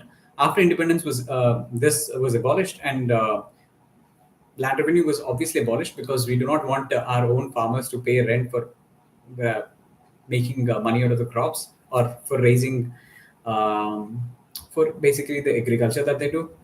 So because ours is a pro-peasant government, and there were three administrative systems that were there. Peshawar was the headquarters of Northwest Frontier Province, and that's one of the point we have to note here. The administrative systems that we need to note here is Zamindari system, Royatwari system, and Mahalwari system. Right? The Zamindari system is also called as permanent settlement system. In order to understand brief points about these before we get into the details, Zamindari permanent system took place in the year 1793 in the regions of Bihar, Bengal, and Orissa. The percentage of revenue that they have to give, to the British is like 19%, and it was authored by Sir John Shore under the governor generalship of Cornwallis. So Cornwallis was at the helm of affairs during this Zamindari or permanent settlements. Right. Then we talk about Royatwari system. It took place in the year 1820, and this was limited to the regions like Madras, Bombay, and Assam. Here, the percentage of revenue was very high that they had to pay to the British, 52%. And it is 50% if it is dry land and 60% if it is irrigated. Then we have Colonel Reed and Thomas Munro, who have authored this concept. And then Lord Hastings was the one who was the Governor General at this time. Then we also have Mahalwari system. Mahalwari system, there was Pattas concept. They used to give Pattas or the land rights. This was implemented during 1833 period of that time. It was more flexible. It was more stringent in the earlier period of 1822 and all. But during the Lord William Bentinck, it was made little flexible. It was authored by R.M. Bird and was implemented in the regions of Agra, Central Province, Punjab, Northwest Frontier Province. Now, talking about Zamindari settlement, from the year 1765, okay, Britishers had collected all the taxes from the people. We know that Treaty of Allahabad was signed, and since then they started collecting taxes from the people because basically Nizamat, no, not Nizamat, Diwani was with them, so they can collect all the revenue from Bengal, Bihar, and Orissa. That's how the Zamindari system was limited to these regions. This is an annual bidding system. So land was given to the highest bidder, and this revenue collecting duty was given to the highest bidder. Zamindaris, they don't own the land. They are only meant for collecting the revenue, 1/11 of which they'll keep it for themselves, and 10/11 will be given to the Britishers. So they are nothing but tax brokers. They're also called as absentee landlords. They do not work on the land, they just collect the revenue and give it. They're also called tenants at free will. Peasants are called tenants at free will. So this is basically a feudal sort of arrangement. So landowner does not work on the land and demands all the claims for the majority of the revenue. So we see that revenue demand for the state is fixed. So even before the crop is laid by the farmer, it is always fixed. So it's a permanent settlement. This is how much the zamindar had to pay to the British. Somehow, like he had to do or die, whatever he does, he had to give this fixed sort of settlement to the British whenever it is due. So this vested the land ownership right in the zamindars, who enjoyed only revenue collecting right, but they cannot maintain any troops. All their troops were taken away by the British, and all the custom duties and codes, they were brought under the collector. If zamindari fails to pay their duty punctually, whatever taxes they are collecting, the 10/11th part of which they were supposed to pay to the British, if they fail to pay, then their estate will be auctioned, and this is sort of a sunset clause that is there in the zamindari system, right? Now we deal with the Royatwari system, which we saw is there mostly in the Deccan region, Madras, Bombay, Assam, also in Assam, right? This is a very high rate of revenue was collected in this, 52%. It was authored by Colonel Reed and Thomas Munro, and Lord Hastings was the governor at this point. So it was implemented in more than 50% of the territories. Right. And pattas were also issued in this, like how we saw for the Mahalwari. And the revenue officials go directly to the peasants and collect taxes in this. The revenue officials go directly to the peasants and collect the taxes. Finally, we see Mahalwari system, Lord William Bentinck. So agricultural land under Mahalwari system is divided into villages. In the villages, it's divided into mahals or estates. and every gram village, they got one gram panchayat. They would collect the revenue, and it's their collective responsibility in order to pay this revenue. So that's how each individual of the Mahalwari got a patta. This is something similar to the Roydwari system that we saw. It is a component of hybrid system. Both will be included in Mahalwari system. So we finished political system, political administration, revenue administration. Now we move on to judicial administration, which will be followed by most important civil service administration aspect, and that will be followed by the policies, like education policy, social policy, economic policy. That's it. And then we move on to the revolts, which will be the most important, interesting aspect of this. Number three is the judicial administration aspect, right? In judicial administration, we see that British judiciary highly, they found there was no pre-British judiciary. When the British have arrived, they found that there's no proper judiciary. They found that there was no coding of laws. Everything was theocratic and non-secular. Trial by ordeal was there, which means they have to undergo some divine test. They'll put some poison in your mouth, and if you're still alive, even after consuming it, then it is like you haven't done the crime. In fact, there are some particular names for this, for each of these tests, which was mentioned in Manudharma Sastra, right? Some of the important reforms that were brought in by the British governors at this point, we'll discuss them. Warren Hastings, he abolished the trial by ordeal. Ordeal is like undergoing something like thrashing or consuming poison and all that. Trial by ordeal was abolished. Trial by jury was brought in place. Jury is something like the court of law. He introduced two different things. He differentiated civil and criminal. Civil was Diwani Adalat and criminal was Nizamat. Diwani is the revenue, basically. So he introduced something called Sadar Diwani Adalat as a high court sort of thing for the revenue affairs. And below that, there is Mufassal Diwani Adalats, some 3 or 4. And then similarly, similar setup was there for criminal. There is Sadar Nizamat Adalat, and below that is Mufassal Nizamat Adalat. Then we also have court of law, lowest civil courts. There is Mufassal Diwani Adalat, and Sadar Diwani Adalat was at the highest, right? There's an integrated judiciary that happened, which means integrated judiciary in the sense whatever is the topics or the subjects that were being discussed by the Mufassal can also be raised at the Sadar level. It is not separated as in what we have in the American system, where the subjects are divided between what should be discussed in a federal court and the otherwise. So this is an integrated system that was brought in by the Britishers, and that is followed till date. Next, we have those are the reforms that were brought in by the Warren Hastings. Next, we talk about Cornwallis. Cornwallis introduced many new concepts like provincial courts or mobile courts. Mobile courts are provincial courts.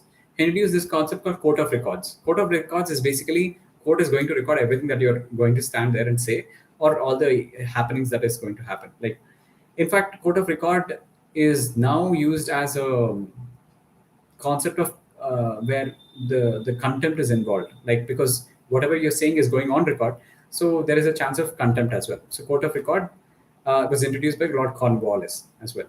So annual publication of judgment is basically nothing but court of records. Then we have Lord William Bentinck. He abolished the mobile provincial courts that were established by the Cornwallis, and by this 1833 Charter Act, first law commission was constituted. This is very important. First law commission was constituted by Lord William Bentinck and Lord Macaulay. Lord Macaulay was the first chairman of the First Law Commission, and his contribution to the Indian judiciary, his contribution to the Western education are very important, because he did the codification of laws and Civil Procedure Code 1859, Indian Penal Code 1860, Indian Criminal Code 1861. All these were brought in by Lord Macaulay. What are they? Civil Procedure Code 1859, Indian Penal Code 1860, and Criminal Procedure Code 1861. Then Lord Canning, 1861, he got a new law called Indian High Courts Act of 1861. Right, high courts were established in Bombay, Madras, and Calcutta. And Sadar Diwani and Sadar Nizamat Adalat was abolished. They were actually brought in place by Warren Hastings. They were abolished by Lord Canning. And then we have Lord Ripon. Lord Ripon, 1883, he brought introduced a bill called Ilbert Bill. Basically, Indians trying Europeans was the subject matter of the Ilbert Bill, but that was not passed. Then he resigned and left India. Then we are talking about the Civil Service Administration. 1768, civil service was introduced by the Cornwallis. Lord Cornwallis has introduced civil services in India. It is a covenant service, so it's an agreement to join. The previously all the higher positions were occupied by that, and so was till now. So what happened is de-Indianization of civil services was constantly happening, and British believed that all Indians are corrupted, so they wanted to have this for themselves. What happened later on is during William Bentinck time, there was a limited competition for recruitment that was allowed for the Indian civil servants through a Charter Act of 1833. Limited competition was allowed through Charter Act of 1833. In Dalhousie time, 1853, a competitive exam was introduced on the basis of 1853 Charter Act. So it is covenanted civil service. Finally, in the year 1861, Indian Civil Service Act was passed, in which Greek and Latin language were made as compulsory paper just to make the exam tough for Indians. Upper age limit was increased to 23 years in the year 1851, and slowly the age limit was reduced in order to make it tough for Indians to take multiple attempts and make it to the exam. So it was brought down to 20 from 23 in the year 1859 through just 19 years in the year 1878. So after passing even these exams under this limit, they have to take an exam in the year they have to go to London and take the exam. This is a very important point because at that time there was superstitious beliefs that if we cross our land, or crossing of this land meant like losing something spiritual in them. There was a ban on voyages, sea voyages. Even despite all these constraints, we see that Satyendranath Tagore, the brother of Rabindranath Tagore, was the first Indian to become the ICS officer in the year 1864. 1869, Surendranath Banerjee was also qualified for this exam, but since he was very much patriotic, he was dismissed from this. Later on, he goes on to become a moderate. He'll also lead the cause for this partition of Bengal movement. Surendranath Banerjee, very important figure. So in the year 1869, Surendranath Banerjee becomes civil servant. Later on, he'll be removed anyway. In the very year 1869, R.C. Dutt also qualifies this exam. In 1919, Subhash Chandra Bose, he qualifies this exam, but again, 1920, the very next year, he resigns and he joins Congress Party. Next, we have statutory civil service that was introduced by Lord Lytton. Lord Lytton is a very bad guy. He introduced something called statutory civil service, and to recruit Indians for 1/6 of the coveted post and only for the high families. And he had to subject it to approval of Secretary of State and Vice Chancellor. Right. So all this was done in order to get a nomination for the higher post. This was done by Lord Lytton, the very criminal-minded governor. But the system failed and it was later abolished. What? Statutory civil service system was intermittently introduced for 1 year by Lord Lytton. That was removed. Next, let's go on to the reforms that were brought under this.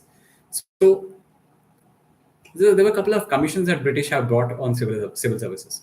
One is 1886, there was HSN Commission. HSN Commission was to fulfill the claims of Indians to higher and extensive employment in public services. So basically, Indian INC has demanded for this. During the moderates' time, they were exclusively asking for these reforms, political begging, petitions, protests, and protests. They were doing in order to get something done for the civil services. What happened is they formed this HSN Commission. Dufferin was the governor. And so they decided that ICS exams would be conducted only in England, whereas for other exams, it can be conducted in India and England.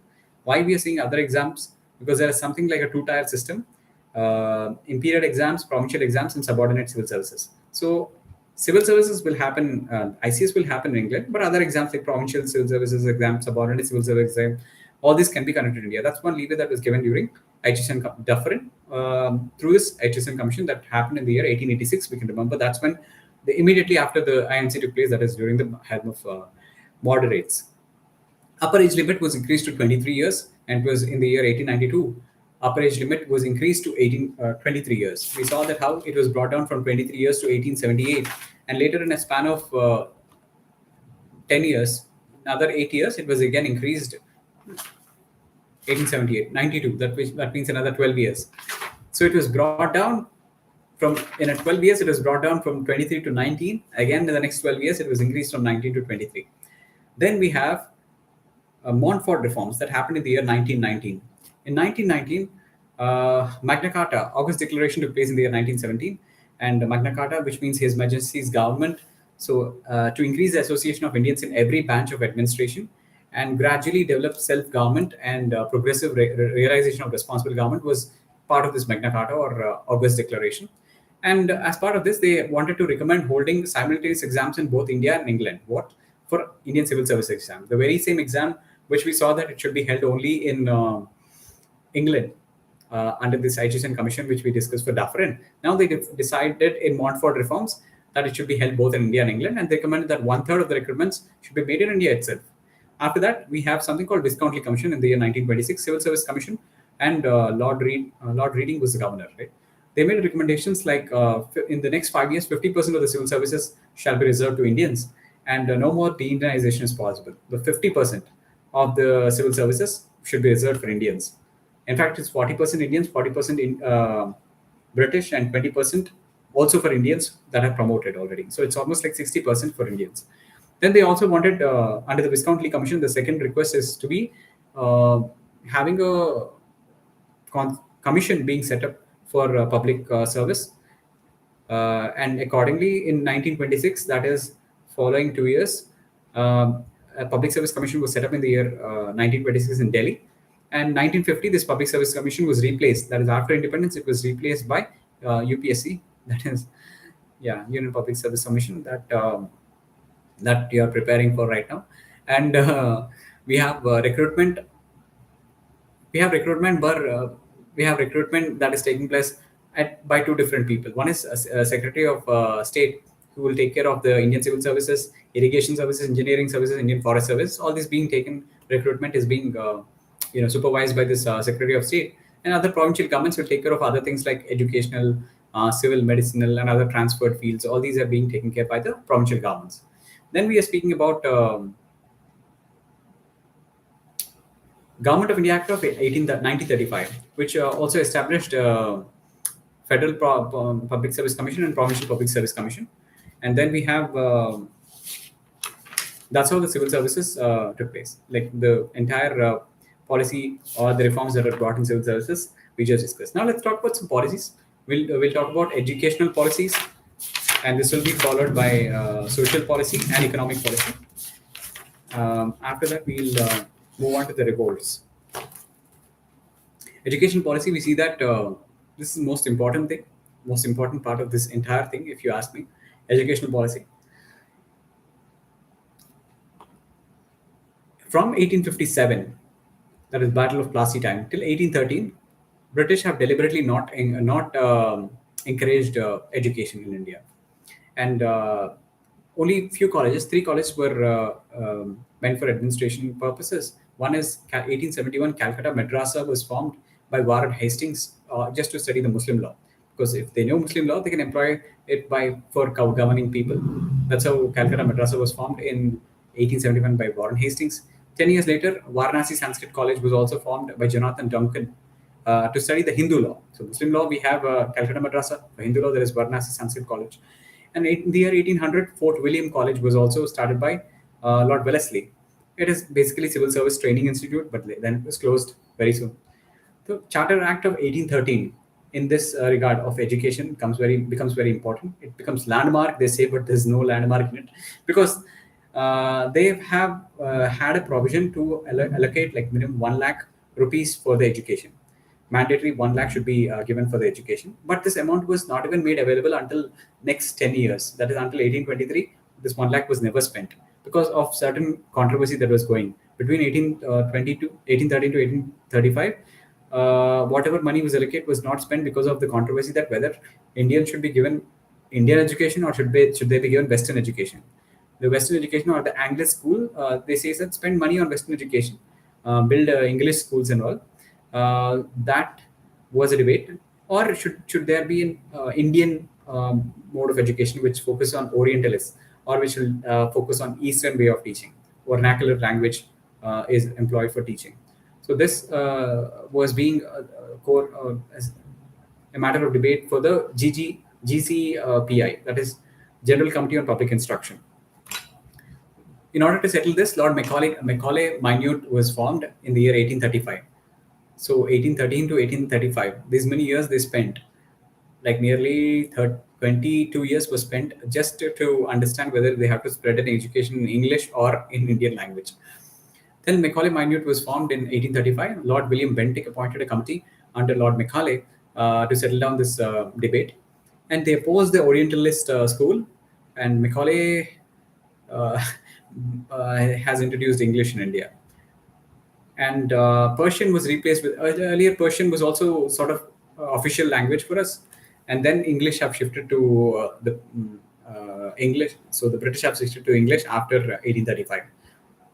So entire money on the higher education, the money also was spent on higher education, but not on primary education, because they only wanted a few people to know little letters in order to work for them for the better administration that is favorable to them. They do not want Indians to gain knowledge, because if you know you're literate, then you have the you have the agency to get all the economic resources, and you become independent from India. That's not what they want. They only want a few people to be taught a little information, to be taught a little administrative abilities in order to work for them. That's why they only spent on higher education, not on the primary education. Colonial education hypothesis. So this is like downward filtration. Basically, this is what even Congress sort of followed, downward filtration method. They thought if we teach the bigger class people, they'll come home and teach all the primary school going children, but that does not happen. Downward filtration did not happen. Bottom up is what always works.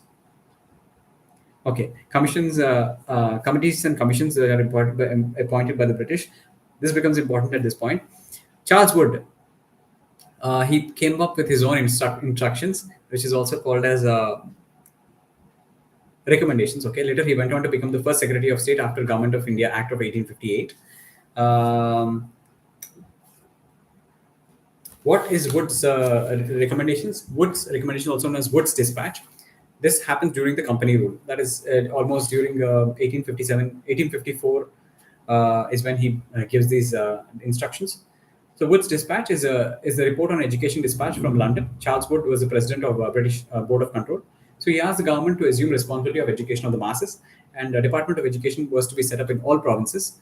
And in the year 1854, he under the Governor Generalship of Dalhousie, this dispatch was given. And we see that there are some recommendations he gave in the field of education and medium of instruction as well.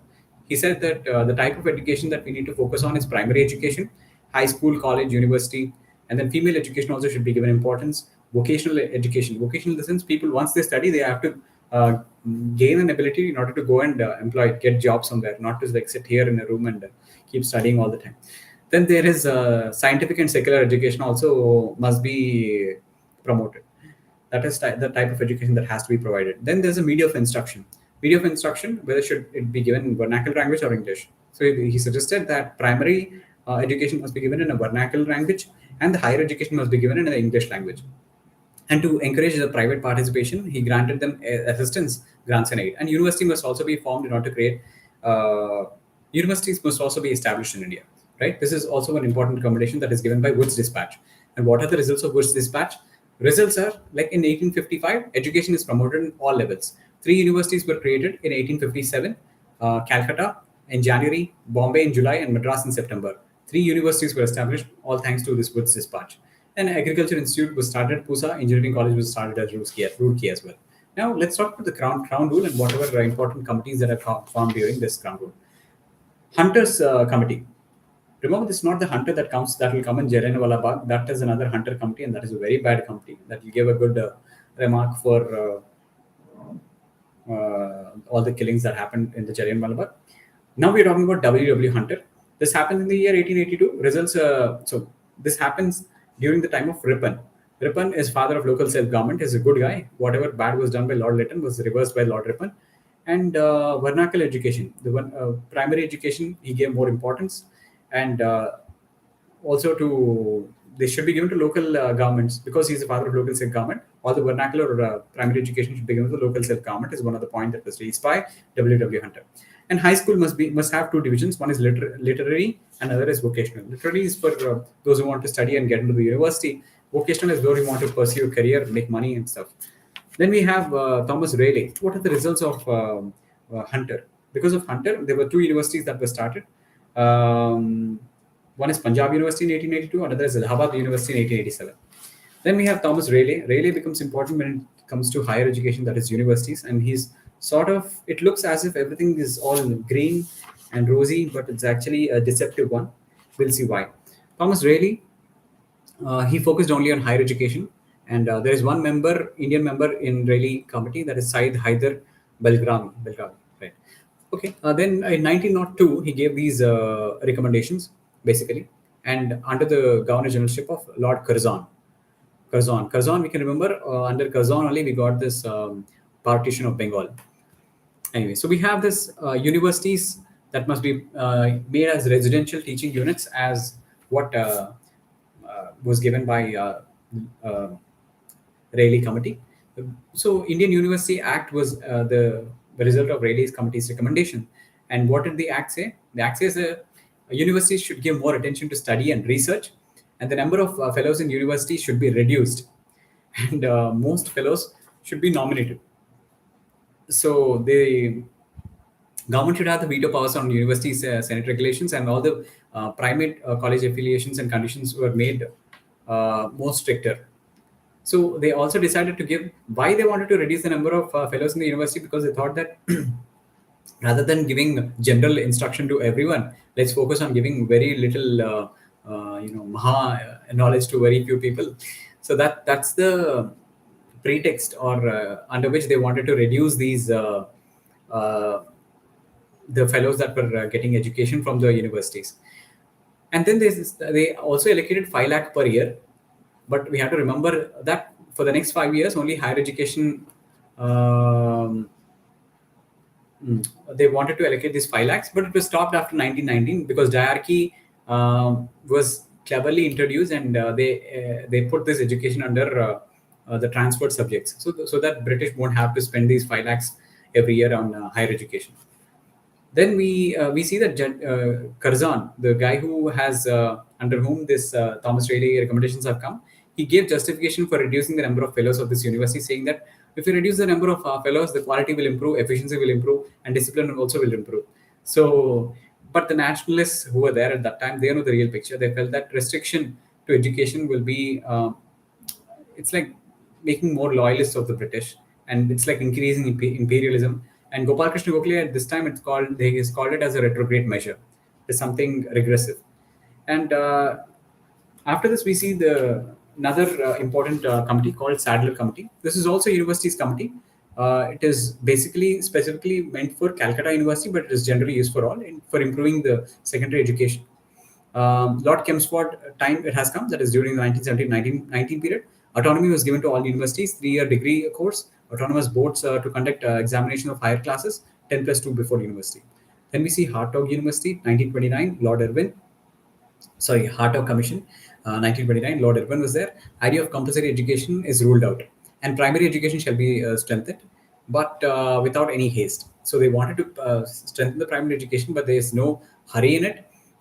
And they wanted to restrict the admissions of university to improve the standards. Basically, the same thing that we read about in Rayleigh's, the same logic was being quoted in Hartog as well. Then we have Sargent. Sargent is almost to the fag end of the independence, verge of getting our independence. Therefore, they'll say all rosy things. That is done during the period of Lord Wavell, and that is in the year 1944. He wanted to increase adult literacy liquidation the next 20 years. He wanted to bring the standards at par with the England standards. So look at the utopian idea that they had just before at the brink of independence. In 20 years, he wanted to make India at par with England in terms of illiteracy liquidation. He recommended free primary, pre-primary education from 3 to 5 years, and high school should be limited, and universities, vernacular and literary branches should be there. Also, he focused on arts, physical education, handicapped education, and all these should also follow. Basically, utopia. Uh, then we have something called Zakir Hussain Committee. This is in 1937. This is pre-independence. It's also called as Wardha Scheme. International Congress appointed. It's not by the Governor General. It's appointed by Indian National Congress. They came up with a scheme of education that favors all rural masses, and they should be given hand education. So it is like general education. Non-formal methods should be used for teaching, and primary education must be given in mother tongue, and Hindi should be given at second class, and English at eighth standard. So first 7 years of education should be free and compulsory to form. First 7 years of education should be free and compulsory to everyone, and developments as so there was no development in this regard. Congress ministers resigned in 1939 because of World War II. There's another important resolution that we have to see. In 1913, what happened is government education resolution on education policy. They refused to implement the compulsory primary education across British India, and they urged provincial governments to take steps. First university of provincial to be set up. Right. Then we'll go on to the social policies. This is very important section. Social in the social sphere, like we were a little backward, we were following little superstitions and all uh, before the pre-British era. Something like female infanticide was on the rise, and in the 18 not in the year 1802, a law was made against female infanticide or female feticide. Mm, no, not feticide. Feticide is when they detect whether it's a girl or boy. Infanticide, after the childbirth, the child was taken and killed. This was happening uh, in the pre-independence era in a very high rate, at a very high rate. So in 1802, with the efforts of Lord William Bentinck and Hardinge won.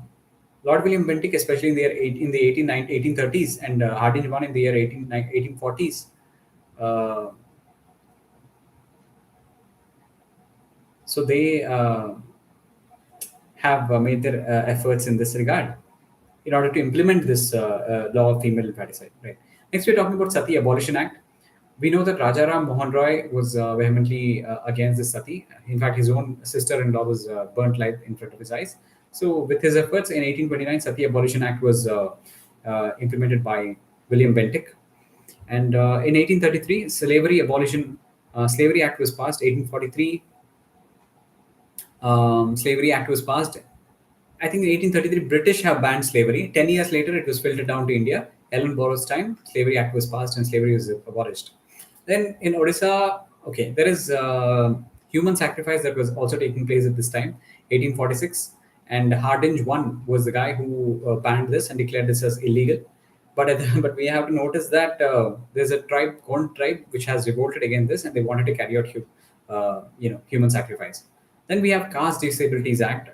Uh, Caste Disabilities Removal Act was passed by Dalhousie in 1850.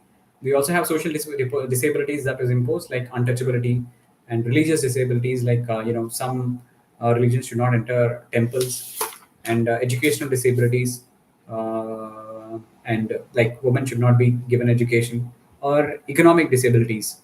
Um, you should not clean your plate or something like that. So all these disabilities were done once for all by this Dalhousie in 1850s against discrimination, basically. Religious Disability Removal Act of 1856. This Religious Disabilities Removal Act is, in particular, um, it comes in importance because of changing of religion. Does it affect the person's rights to uh, claim benefits or not? So that was passed in 1856 by Dalhousie. And then we have Widow Remarriages Act. Three important people that we discuss in this regard is Ishwar Chandra Vidyasagar, Keshav Chandra Sen, and Dondo Karve. Right? Dondo Keshav Karve, yeah. Right. So these three persons, with the effort of all of them, there's a Widow Remarriage Act of 1856 that was passed by Dalhousie. Then there is also Child Marriages Act in the year 1891. I think it's the Age of Consent Act in 1891. Right. These are the social policies of the British. Economic policies, I think we have already seen how they wanted to plunder wealth from India. They wanted to bring their gold from England, and they want to purchase all the spices from India. They wanted to break all the artisan or handmade craft that are there in India, and they want to sell their final product to the East Indian Company, right? And this is what they basically exploited the economy of every colony that they visited. They export the raw material, they make the product, and they sell it back in the market. They introduce it back in the colonial market, and definitely it is going to be cheaper with the kind of scaling that they are involved in. So that's how the local industry, artisan crafts, is collapsed. Then we also see that. They're involved in raw material procurement like cotton, indigo. India is like one of the countries that export the raw material to England. Basically, commercial crops were introduced, and then Indian population at that time was 90 lakhs, and England was only 1800. But still, we were dependent on the products that were manufactured by England, and that's how they made us dependent on them. The economic policy, if you see it, largely monopoly of East India Company over Indian trade, and partially ended the monopoly. 1813 Act, the partial monopoly was partially ended because they said any other company from London can come and trade with India, except two things. One is trade with uh, China, another is trade and tea with India. Right? Trade and tea was still exclusively meant for this crown, and also trade with China, with the company. Sorry, not the crown, with the company. And 1833 Act, Charter Act, completely ended the monopoly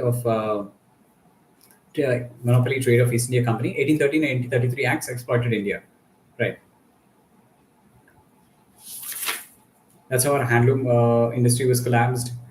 We used to get everything cheaper because of the scale. Railways was introduced. 1853 Railways was introduced with Dalhousie. Bombay to Thane first train was in the year 1853, and but the thing is, India was deindustrialized by these railways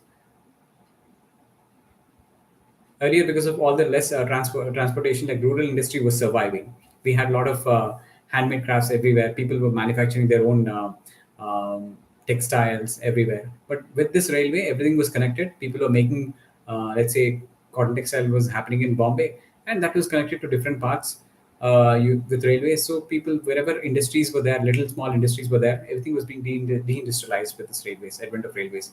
Tilak was great opposer of railways, and Dalhousie is also involved in modernizing India through 1853 postal stamp and office, postal stamp and railways, and Telegraphs Act of India was also passed in 1853.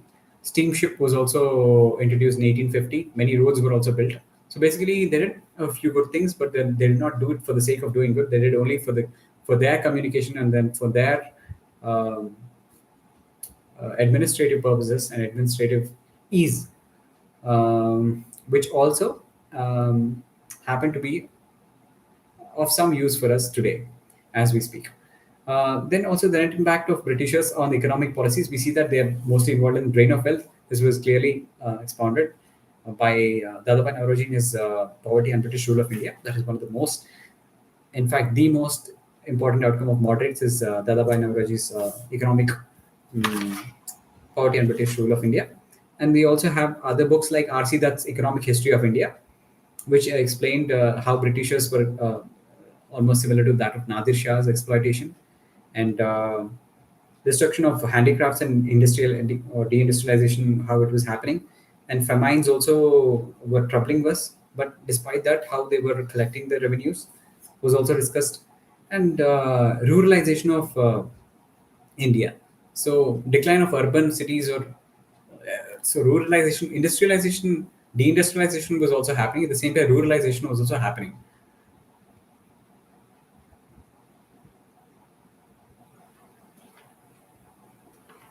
Right. So all this was happening as a matter of consequence of the policy, as an impact of the British economic policies and the consequences of it. With this, we are done with three important topics. We're done with the advent of Europe. We're done with the British conquest of India. We're also done with the British policies of India. Now let's begin with the revolts. In this, we'll be discussing the 1857 revolt, tribal revolt, peasant revolts, uh, followed by caste revolts. After that, we'll be moving on to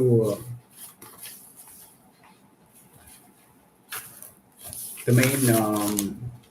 Okay, after that, we'll be moving to social religious reform movements, and after that, there is moderates. That is the Indian national movement, moderates, and that will be followed by the extremists. Moderates, and then there is revolutionary terrorism phase one, revolutionary terrorism phase two, and there is extremists.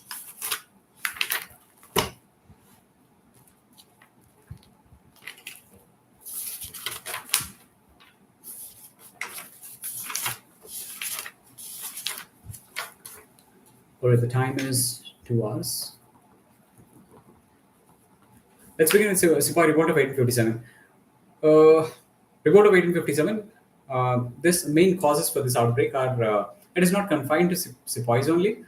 It includes many other people like the kings who are affected by, I mean, has their land affected, or zamindars who have lost their land, or peasants or artisans, Hindus or religious sentiment were impacted by this.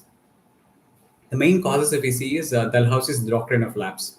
This policy was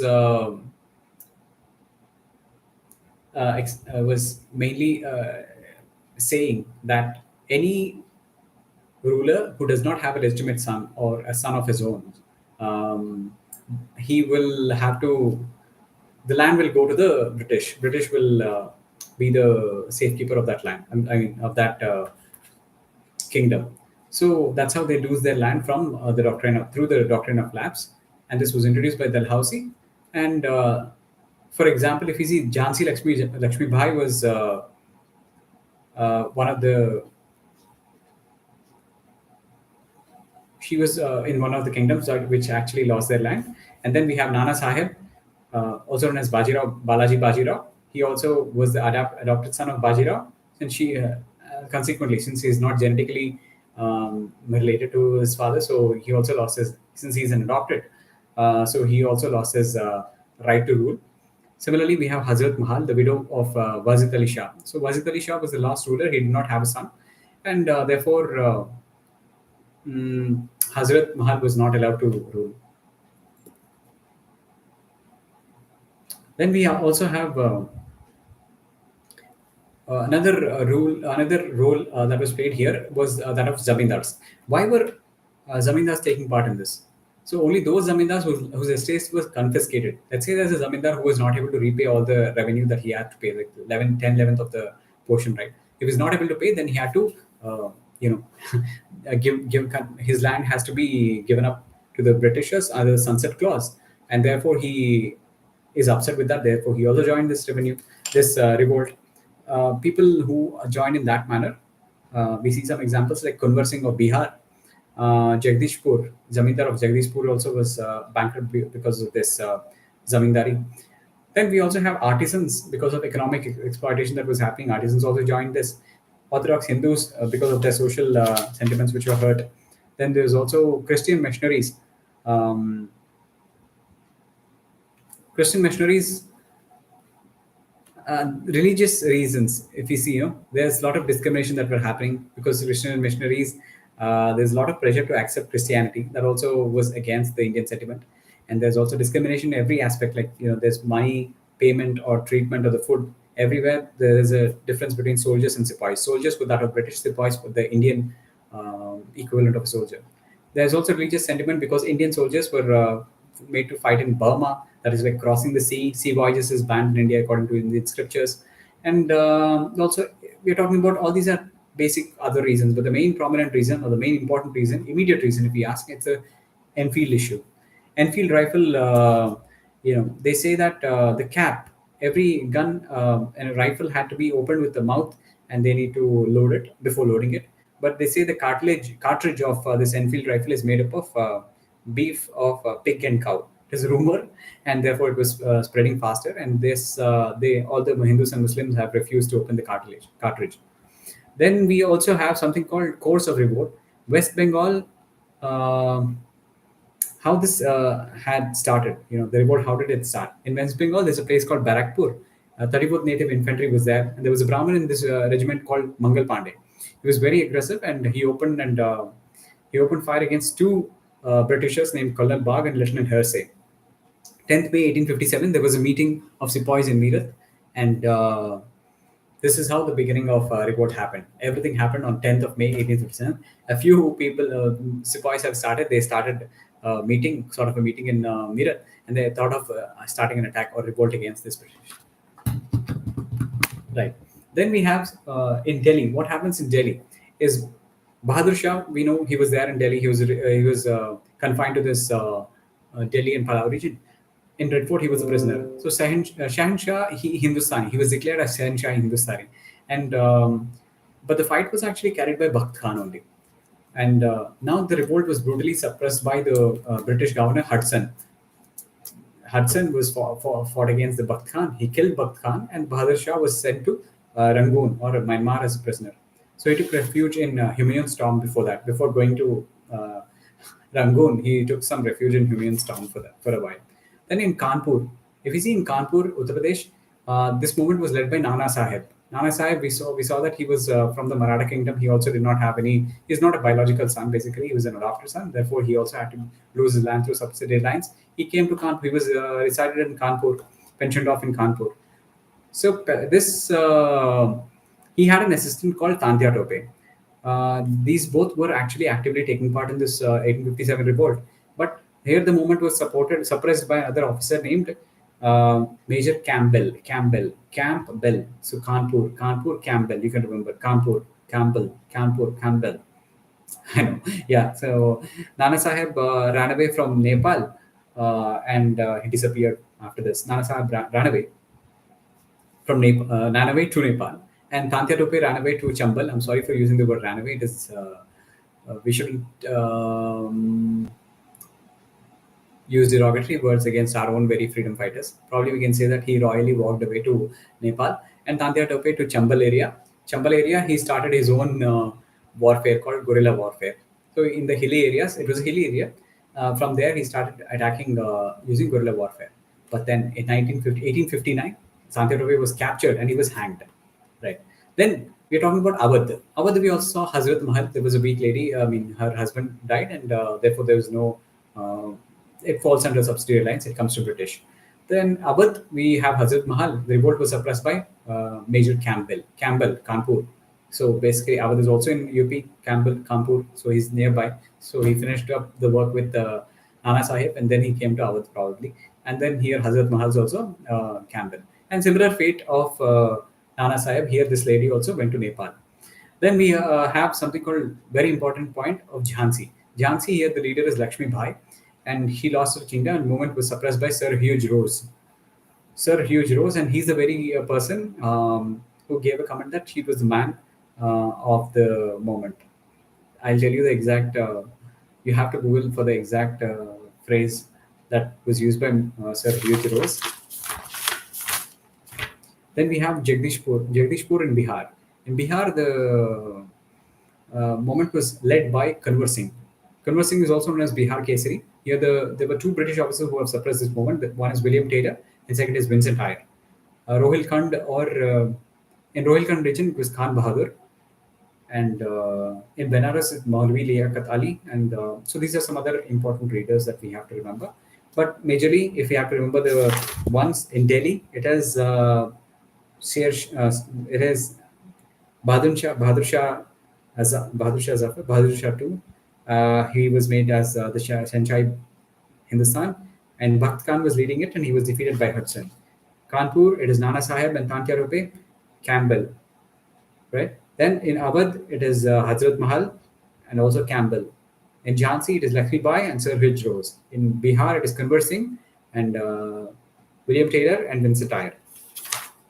Then we are talking about the reasons for failure of the revolt. Why did it fail? Because it is confined only to territories. Other regions like Bengal, Madras, Bombay, Punjab, they never showed any interest in this revolt. In fact, Madras people, they have totally remained loyal to the British. Then we have Indians were actually joining hands with the British in order to suppress the revolt. For example, we have Nizam of Hyderabad. He joined hands with the Britishers. We have Salar Jung III, also known as Yusuf Ali Khan. Salar Jung I. So there was a revolt that happened in Hyderabad, the Nizam region of Hyderabad. Turabas Khan was the leader of this region, basically in the 1857 revolt. Turabas Khan was the leader, but he was suppressed by this Salar Jangman and Nizams, and they were handed to the British. Similarly, in Sindhyas of Gwalior, Lakshmi Bhai was Jhansi Lakshmi Bai was suppressed by Sindhyas, and Man Singh in Chambal area. We already saw that Tantia Tope from Nana Sahib in the Kanpur area. He went to Chambal area. So there's this guy Man Singh waiting in Chambal area. He captured Tantia Tope and he's handed over to the British.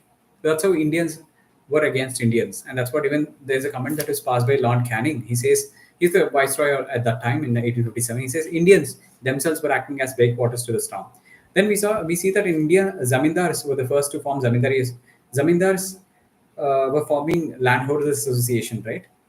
In 1831, we saw Bharatnath Tagore has formed this landholder association, and approximately 50% of the sepoys participated, and 50% are very loyal to British.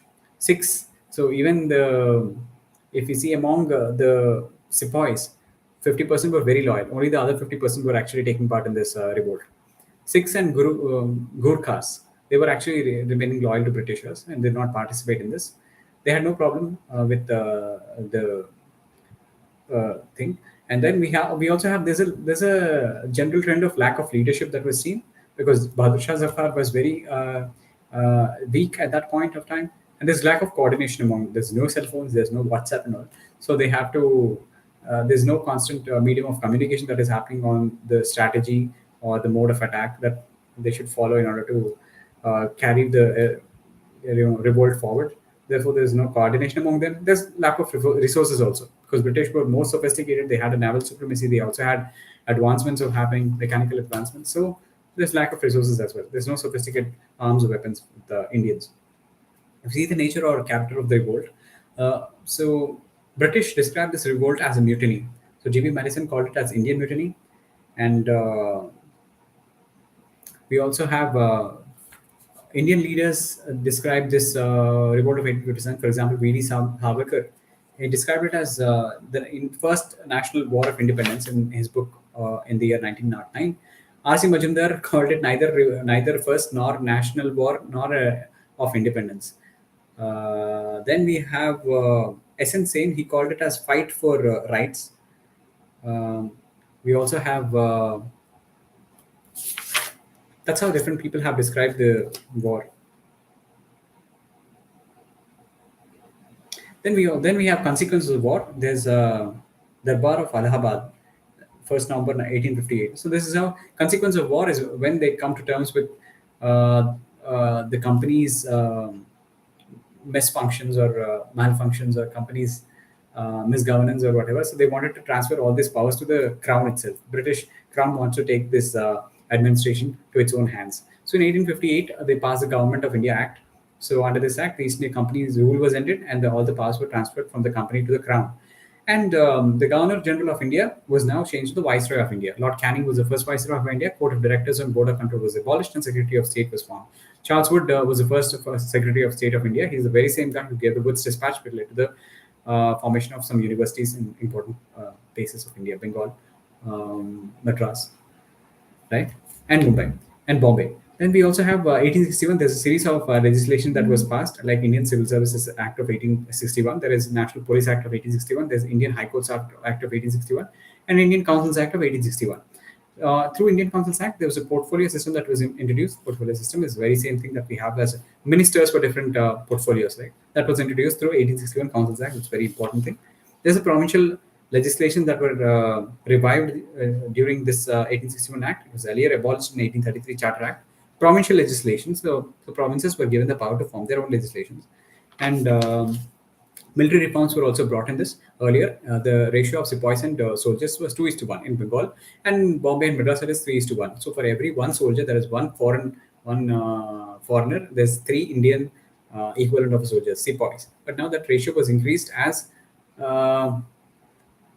earlier it was 6:1. Then now it is reduced to 2:1 and 3:1, just in order to make sure that there is good number of foreign soldiers that are taking care of any mutiny that is going to happen because of the coordination or the unity that is happening among the Indians. Then we also have sepoys were employed in non-focal points. Earlier, They were given all strategic points. Indians were trusted with their British masterminds. They thought that if Indians are going to fight against themselves, they were given strategic points, but then they moved from all those positions. They were given non-focal points.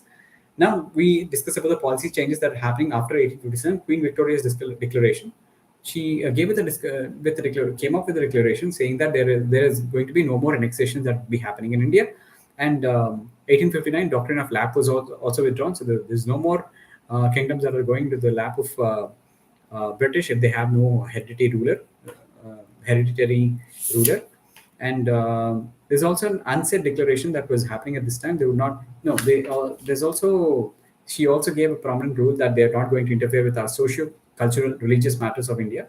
But there's one unsaid or undeclared policy that they followed from here, that is divide and rule policy. They knew that Hindu and Muslim community had something brewing up between them, so they followed this policy of um, divide and rule in order to take advantage of this animosity between Hindus and Muslims.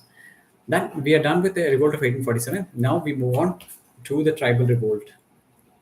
So 2 hour 15-minute tribal. Right, we're moving to the tribal revolts. Tribal revolts in India. Tribals, they wanted to prefer isolation, and therefore they wanted to preserve the purity of their culture, and they fear exploitation by the outsiders. Therefore, they wanted to be stay alone. Okay, very good for them.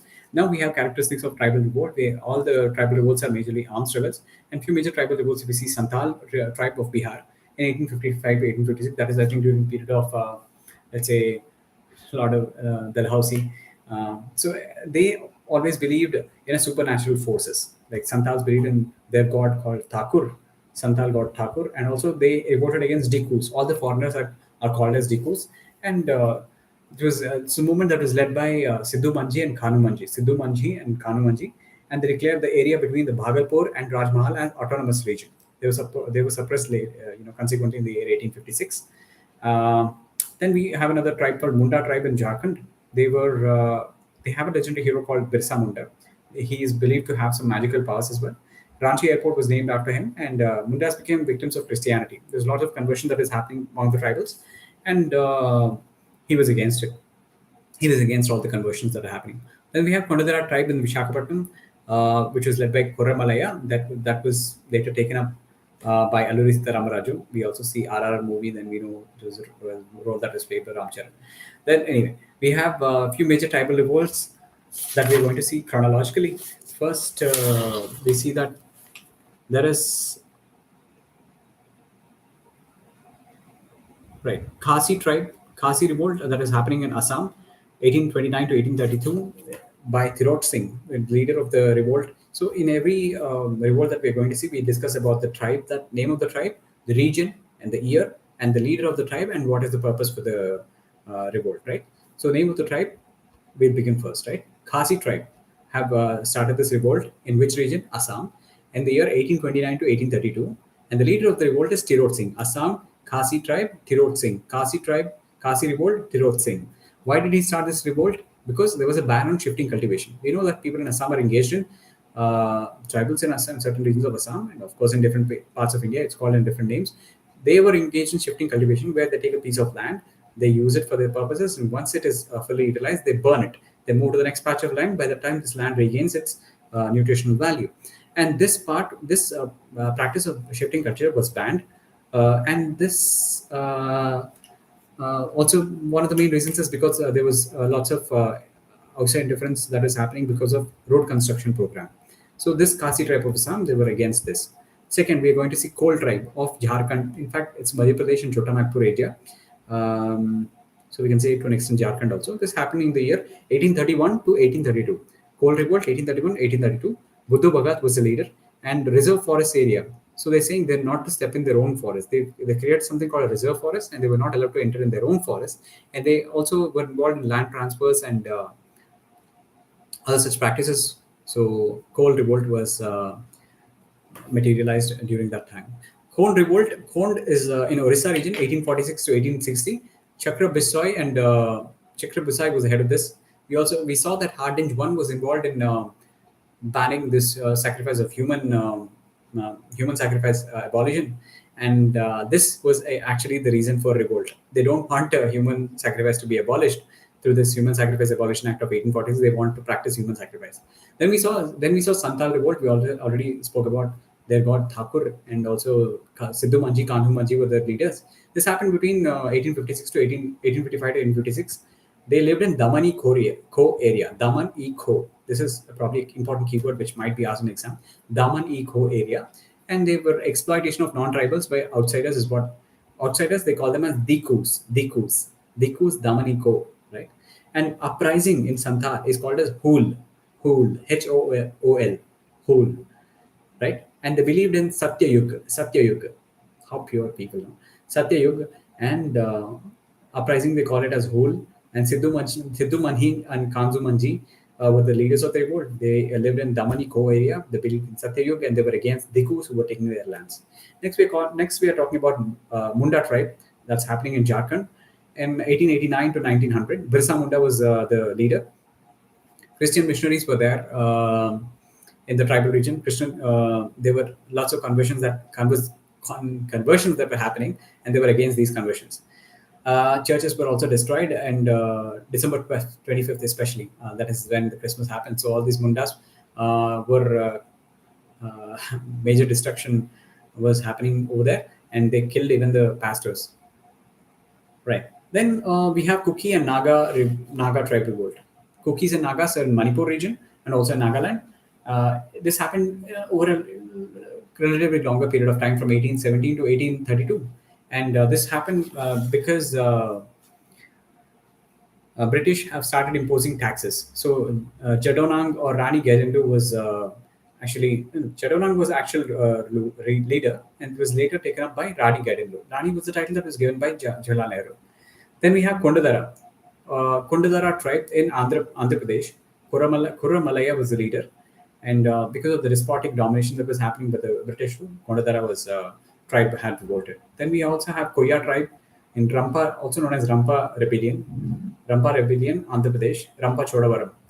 First, it was started by Thomaswara. Then it was taken up by Raja Anjaneyar, Anantayar, and then it was gone. Then it went into the hands of Alluri Sitaramaraju for the bureaucratic harassment. Alluri Sitaramaraju, RR, Triple R.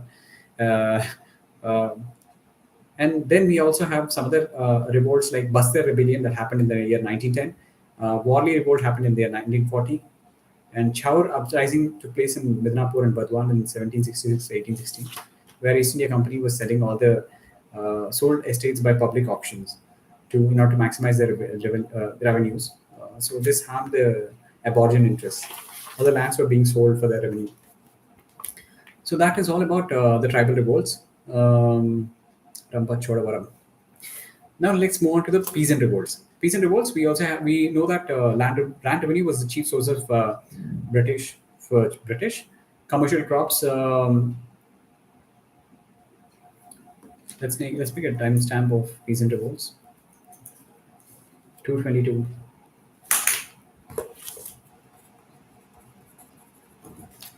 Right. Peasant revolts, we see that land revenue was being charged from the peasants, and also they were forced to make a lot of commercial crops like indigo and everything. Then we also have exploitation by money lenders. Money lenders used to show up to their place, they used to give them money, and then they'll take the money because they're in need of it, but then they're obliged to give them whatever they need, whatever produce they need. So it's like a debt trap on a smaller scale that happened a long time ago. So we also have feudal exploitation that was happening, right? There was absentee landlord, the zamindari is there, and they have to collect all the money no matter what, because otherwise they have the sunset clause and their money would be taken, their land would be taken, their right to collect money would be taken. Therefore, all these problems have led to peasant movements in India, starting with Indigo Revolt. Indigo Revolt happened in the year 1858. It's also around the Dalhousie period. There's one. Right. Hemachandrakar, as a DM, district magistrate, he proclamation to policemen in favor of riots. So this Indigo Revolt name was given by the scholars. We have two brothers who were leading this Indigo Revolt. One is the Vishnu Biswas and Digambar Biswas. In Indigo Revolt, Harishchandra Mukherjee, Hindu patriot, he gave a call to Je Rakak Se Bakak, like when the indigo planters were made the honorary magistrates. So it's like it's mostly like a legal, no, not legal moment, in a sense, scholar moment. All the intellectuals have led this moment. So Harishchandra Mukherjee, he was the editor of Hindu paper. There's also Dinabandhu Mitra. This is very important as far as exams are concerned. Dinabandhu Mitra, he wrote a Bengali drama called Neel Darpan. Neel Darpan is a Bengali drama that was written by Dinabandhu Mitra, and it shows the misery of the indigo cultivators. Then Indigo Commission, because of all these efforts of all these scholars, Bengal, scholars, and Indigo Commission was commissioned in the year 1860, and the government issued a notification to ban all the forcible cultivation of indigo in the year 1860. All their efforts have paid off. Indigo Revolt came to an end with a great success. That is in the year 1858. Indigo Revolt, who are the important leaders, Vishnu Viswas, Digambar Biswas, brothers, and also the intellectual supporters like Harishchandra Mukherjee, Hindu patriot, Dinabandhu Mitra, Neel Darpan. Indigo Commission was formed 1860, and that's how they banned this cultivation. Next, we're talking about Pabna Revolt. Pabna is a place right now. It's in Bangladesh. Earlier, it was in Bengal. It is an anti-zamindari revolt. Zamindars, actually, there's something called Bengal Tennessee Act that was passed in somewhere around 1859. So the Bengal Tennessee Act, what it does is, zamindars who are earlier having all the land, this act gives the right for peasants also to buy the land. They can actually get the occupancy rights of the land. But what these zamindars were doing, they're increasing the rent of the land, uh, just so that they keep them under the check that they'll not get these occupancy rights. So all the peasants, what they did is they started a legal resistance because they cannot counter by force. They cannot take them by force. They only have to have this, since this is a legal resistance that they're showing. So this is mostly a legal battle, Pabna Revolt. So this movement was led by Ishan Chandra Roy, Shambhunath Paul, and okay, Ishan Chandra Roy is also sometimes in some books he's mentioned as Keshav Chandra Ray. So if it is any of these options strikes in your exam, you can go for it. Ishan Chandra Roy, Keshav Chandra Roy, Ray, there's Shambhunath Pal as well. Because of this, Bengal 1875, there's a modified Bengal Tennessee Act that was passed, and they got some sort of relief. Peasants got their occupancy rights back. There's also 1875. The third revolt that we're going to see is 1875, Pune Ahmednagar regions. Deccan Revolt has happened. It led to the Deccan Agricultural Relief Act of 1879. 4 years they fought. They got their act, Deccan Agricultural Relief Act of 1879. Next, we're talking about Champaran Satyagraha. Champaran movement took place in 1917, the first movement in India. Mahatma Gandhi. Satyagraha, 1906 for the first time, right? We also see that Gandhi ji, when he came to India in 1915, he was advised by Gokhale in order to go for a darshan tour. That is, he had to make a tour around India in order to find out what its demography and what its problems are. And in this particular trip, okay, in Champaran, Bihar, he was during this darshan trip, he got an invitation from Mr. Rajkumar Shukla, in order to visit Bihar for addressing the Champaran problem. So he comes and sees the problem of Champaran. They find that they have a obligation of Tin Khatia. Tin Khatia means for every 20 parts of land, 3 parts they have to forcibly grow indigo.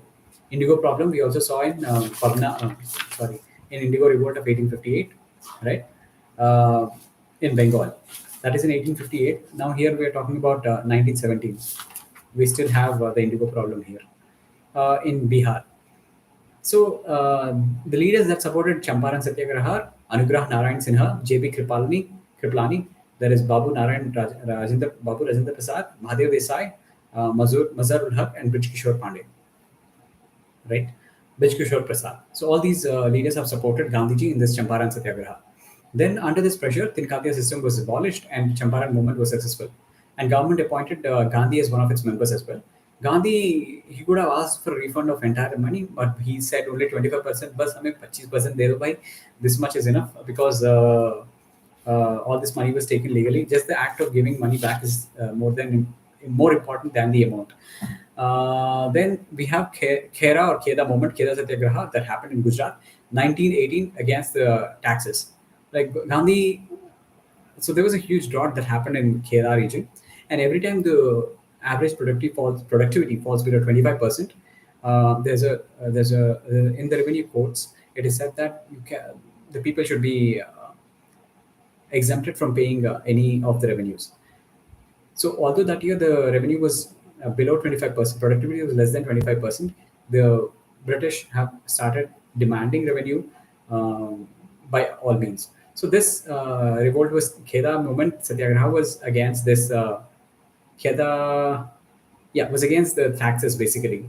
Uh, and for this moment, the important assistance in this that Gandhi received in this moment are like from Sardar Vallabhbhai Patel, Indulal Yagnik, and from Sardar Vallabhbhai Patel's followers like Narhar Parikh, Manohar Pandya, and Ravishankar Vyas. And there are also some others like Mahadev Desai and Shankarlal Bantar. In this, we can remember that Mahadev Desai he later became the secretary of Gandhi. Then in 1920, Gandhi became like the on-crown king in India. And now we're talking about Bardoli Satyagraha. In 1928, Gujarat, Bardoli region Satyagraha took place. This was led by Sardar Vallabhbhai Patel. Sardar title was given to him after this Satyagraha. His followers, Narhar Parikh, Manohar Lal Pandya, and Ravishankar Vyas, were also with him in this Bardoli Satyagraha. There was an unjust land revenue like up to 22% in this.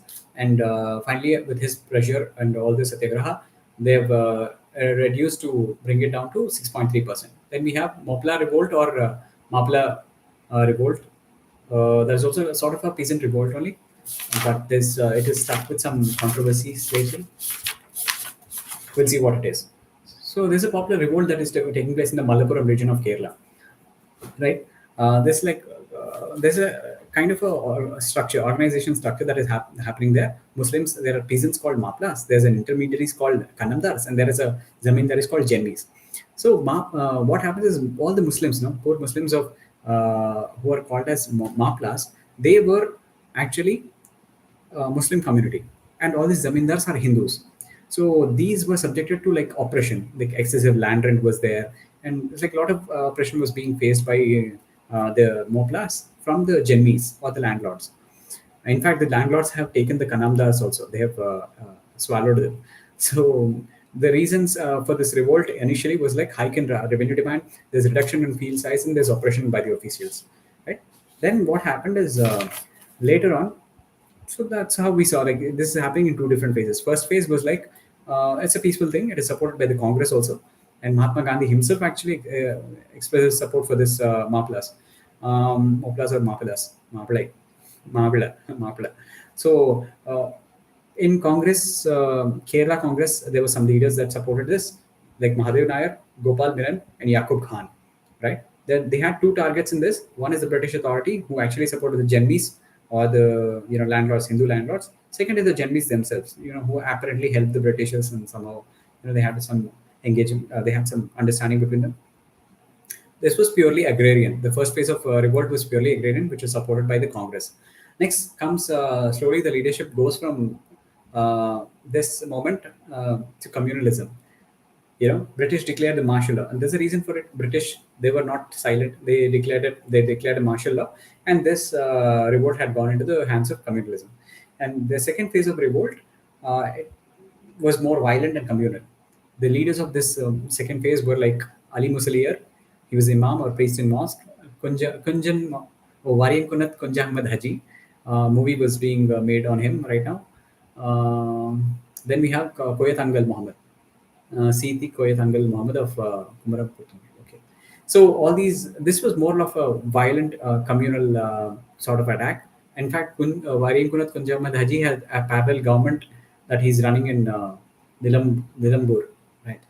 So all the houses and temples of Jemmis were attacked, and British suppressed the revolt with an iron hand. Like 10,000 Mapilas were brutally crushed and killed. In Pottur village, there was a railway station. There were 66 Mapilas. There was news that 66 Mapilas were coming, and the bogie that was coming, it was sealed and locked for hours until all the 66 Mapilas died. This was a cruel thing that British have done. And we finally finished with four important peasant revolts. We spoke about the Indigo Revolt of Bengal region. We spoke about Pabna Revolt, Pabna Legal Resistance Revolt that happened in Bangladesh. We also spoke about, thirdly, we spoke about Deccan Riots. We spoke about Champaran Revolt. We spoke about Kheda Revolt, Kheda Satyagraha, Bardoli Satyagraha. We finally spoke about the seventh one, that is Mopla Revolt. Now, if we finally end this peasant discussion with the peasant organizations. Peasant organizations are also known as Kisan Sabhas. In 1950 to 1935, there were several Kisan Sabhas that have come up. One is UP Kisan Sabha, United Province, that in 1918, Gauri Shankar Mishra and Indra Narayan Trivedi. We can remember this by UP. UP, right? UP, there is lots of affinity for both Krishna, sorry, for both Vishnu and Shiva. So there is Vishnu is represented by Indra Narayan Dwivedi and Shiva by Gauri Shankar Mishra. So in 1918, UP Kisan Sabha, Gauri Shankar Mishra, Indra Narayan Dwivedi, right? Awadh Kisan Sabha. Awadh is somewhat related to Rama, no? So Baba Ramchandra. Awadh Kisan Sabha in the year 1920. 2 years later, after UP Kisan Sabha, Awadh Kisan Sabha, Baba Ramchandra, right? Then Andhra Provincial Royal Association in the year 1928, right? 8 years later, 1928, Andhra Provincial Association, Royal Association, that was started by Acharya N.G. Ranga. Acharya N.G. Ranga, who has also set up Indian Peasant Association in Nidabrodu, Guntur district of 1933. Then we have 1929 Bihar Kisan Sabha. 1929 Bihar Kisan Sabha. 1 year later, Bihar Kisan Sabha was formed by Swami Sahajananda. Bihar बहुत सहज आदमी है. So it's like Sahajananda, Swami Sahajananda. That's how you can remember. Just for association's sake, I'm saying no offense, nothing should be taken out of the context. So this is just purely if you have to remember something factual, you have to associate with something little uncommon and typical, so that your mind will process it and store it easily, and it'll be easier for you to recollect. Swami Sahajananda, 1929. And later on in Lucknow, All India Kisan Sabha was formed by the latest two people, because we have just seen that Andhra Provincial was started in 1928 and then Bihar in 1929. Both these latest formed ones will actually join forces to form something called All India Kisan Sabha. The first president is Swami Sahajananda, who is also the president for Bihar Kisan Sabha. And the first general secretary is N.G. Ranga, who is also the president for Andhra Kisan Sabha. Right? And that's all about the peasant revolt and peasant organizations. Next, we speak about caste revolts.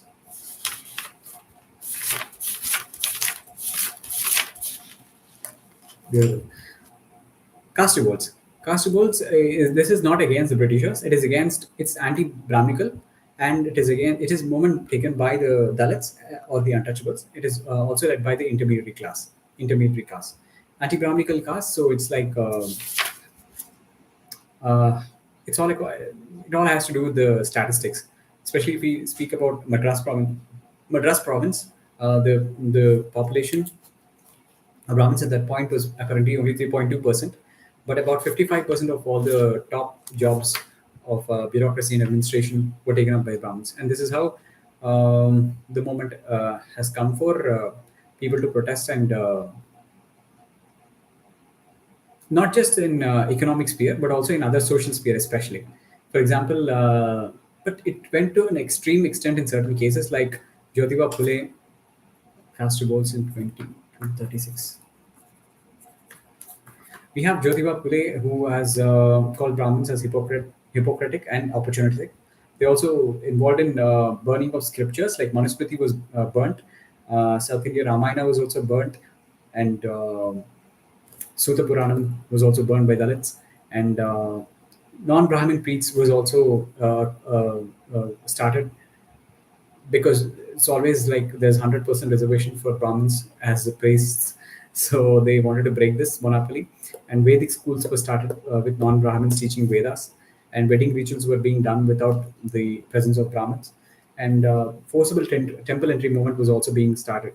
This is by the intermediary class, which will allow Dalits to enter temples. There's also educational institutions and hostels that was happening exclusively in order to facilitate the education for Dalits. So anti-Brahminical movements were happening mostly in the west and southern part of India. Northern part of India, actually Brahmins were subjugated already by the Rajputs and other Kayas and all the other people. So that's why it is not very prominent in the northern and eastern regions, unlike the west and south, where there was more dominance of Brahmins in all economic, social spheres. So speaking about the specific regions, in Maharashtra, caste revolts, it was headed by Jyotiba Phule. So he founded Satyasodak Samaj. In 1873, Satya Sodak Samaj was founded by Mahatma Jyotiba Phule, and he belonged to an intermediary class. It is called Mali caste. Mali caste is nothing but a seller of flowers, and he has written some important books like Gulamgiri, which means slavery, and also Ishwara and Sarvajanik Satya Dharma Pustak, and also Dharma Tirtha Ratna.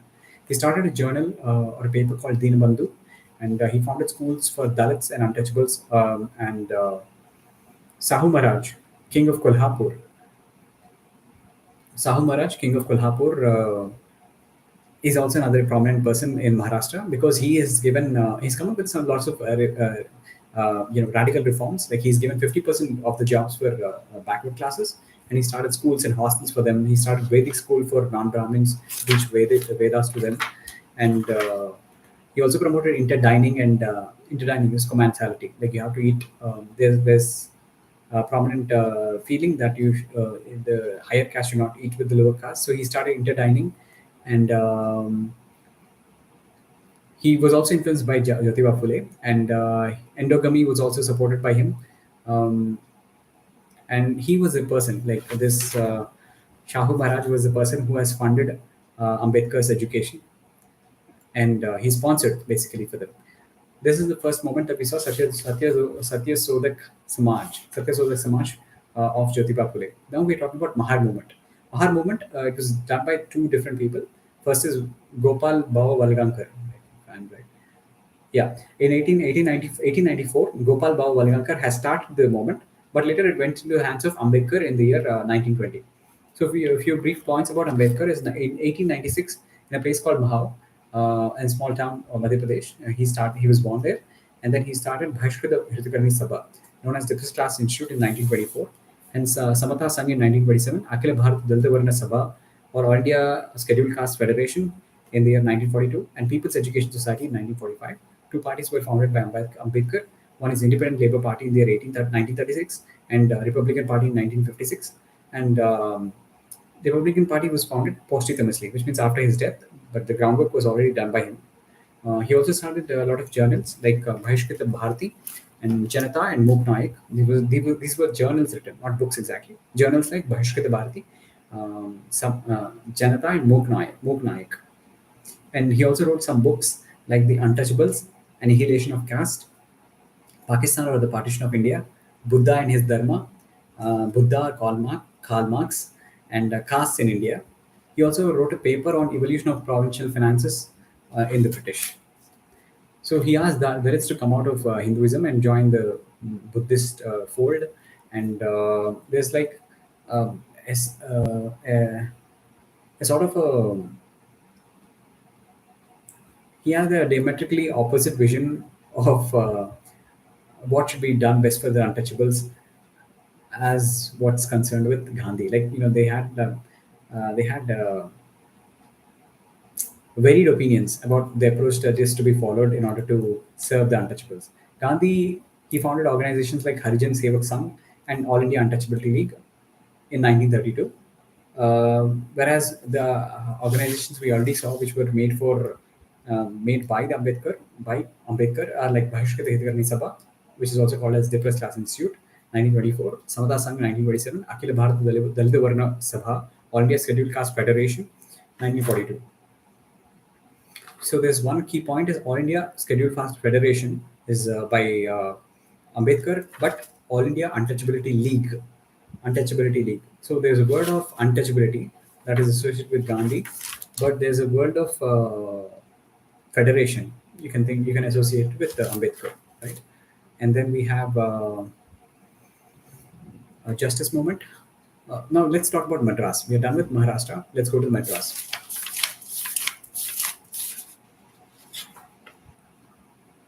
I doubt if we're going to complete this in one shot.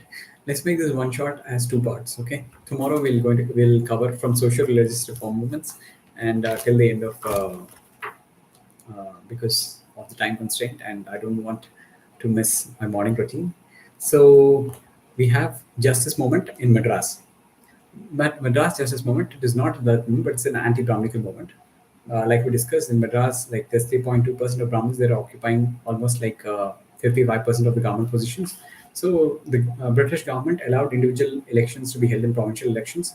We also know that 1937, they, due to the war, they were not taking part. 1920, 1919, because of the First World War till 1937, Congress was not taking part. During this period, Justice Party was active in the elections.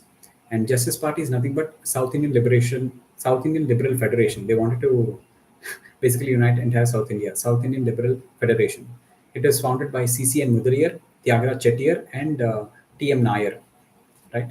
And in the year 1920 to 1937, like we saw, Congress did not take part in election during those 17 years, and Justice Party was basically winning for all these 17 years. And their leader was chief minister was Subbarayadu Reddyar. 1937, again Congress came back to power, and their first CM was C. Rajgopalachari. Then E.V. Ramaswamy Nayakar, we were talking about Periyar. His actual name is E.V. Ramaswamy Nayakar. And 1924, he left Congress. He was also part of Congress initially, but 1924 he left the party because he felt that it is more and more turning into Brahminical party, and therefore he in 1925, he started a movement called Self-Respect Movement for Dalits. And forcible entry into temples was also considered as a part of this program. He wrote 3 journals called Vidudalai, Kudiyarasu, and Yeku Taripu. Sorry if I'm pronouncing it wrong. I'm so bad that I cannot pronounce it correctly. I feel so bad that I cannot pronounce it correctly. Then in the year 1937, so E.V. Ramaswamy Nayakar or Periyar, he became the president of Justice Party, right? So this SI, South Indian Liberal Federation, is nothing but Dravida Kazhagam. And then in 1949, it became Dravida Munnetra Kazhagam. It is founded by C.N. Annadurai, right? DMK, that is the current leading party in Tamil Nadu. C.N. Annadurai has founded it, Dravida Munnetra Kazhagam.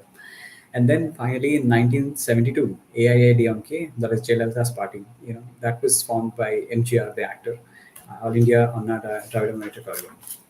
Then we also have another caste revolt that is happening in Kerala.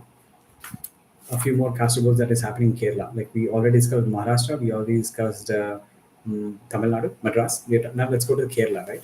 In Kerala, there is Erava movement. It is a backward movement that is happening in Kerala. That is, Erava caste was once considered untouchables. It is also known as Aravipura movement. And movement was led by Guru Narayana Guru in 1902, Narayana Dharma Paripalana Yogam. And after Narayana Guru, his disciple Ayyappan became the leader. Ayyappan was more like Narayana Guru was saying there's one God, one religion, one caste. So this Ayyappan, who has followed Narayana Guru, who is the disciple of Narayana Guru, he has started something like no God, no religion, no caste. So this, when it became a little extreme, so it was Congress was actually a supporter of the Erava movement between the years 1924 to 1925 and Vaikom Satyagraha.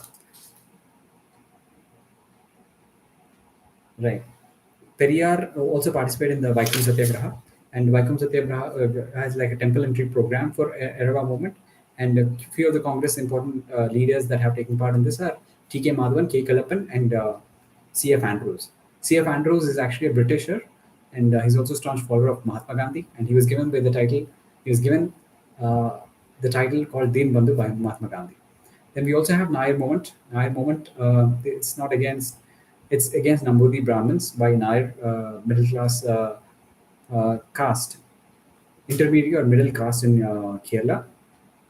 So Nairs were not Dalits actually. They are but they are like sexually exploited. Nair women were not allowed to come in front of Nambudiris with fully covered clothes. So the leaders of the movement were like C.V. Raman Pillai, Ramakrishna Pillai, Padmanabha Pillai. Right. C.V. Raman Pillai in 1871, if you have to talk a little bit about C.V. Raman Pillai, in 1891 he wrote a book called Marthanda Varma. It's about Nair community. It discusses the things about Travancore, the small kingdom of Travancore, and how it was ruled by Nair. And it also discusses about the wealth that was stored in Padmanabha Swami temple. Then we have Padmanabha Pillai. Padmanabha Pillai, in 1914, he founded a society called Nair Society, Nair Service Society. And then we also have Ramakrishna Pillai, who's also part of this Nair movement. He started a communist journal called Swadesh Abhimani. With that, we finish. Four important parts. right? We started with the European moment, then we went on to discuss British conquest of India, then British policies in India. We also discussed the different revolts like 857 revolt. We discussed the peasant revolt. We discussed the caste revolt, and also we discussed the tribal revolts. Probably another stream. Let's make this a two short one.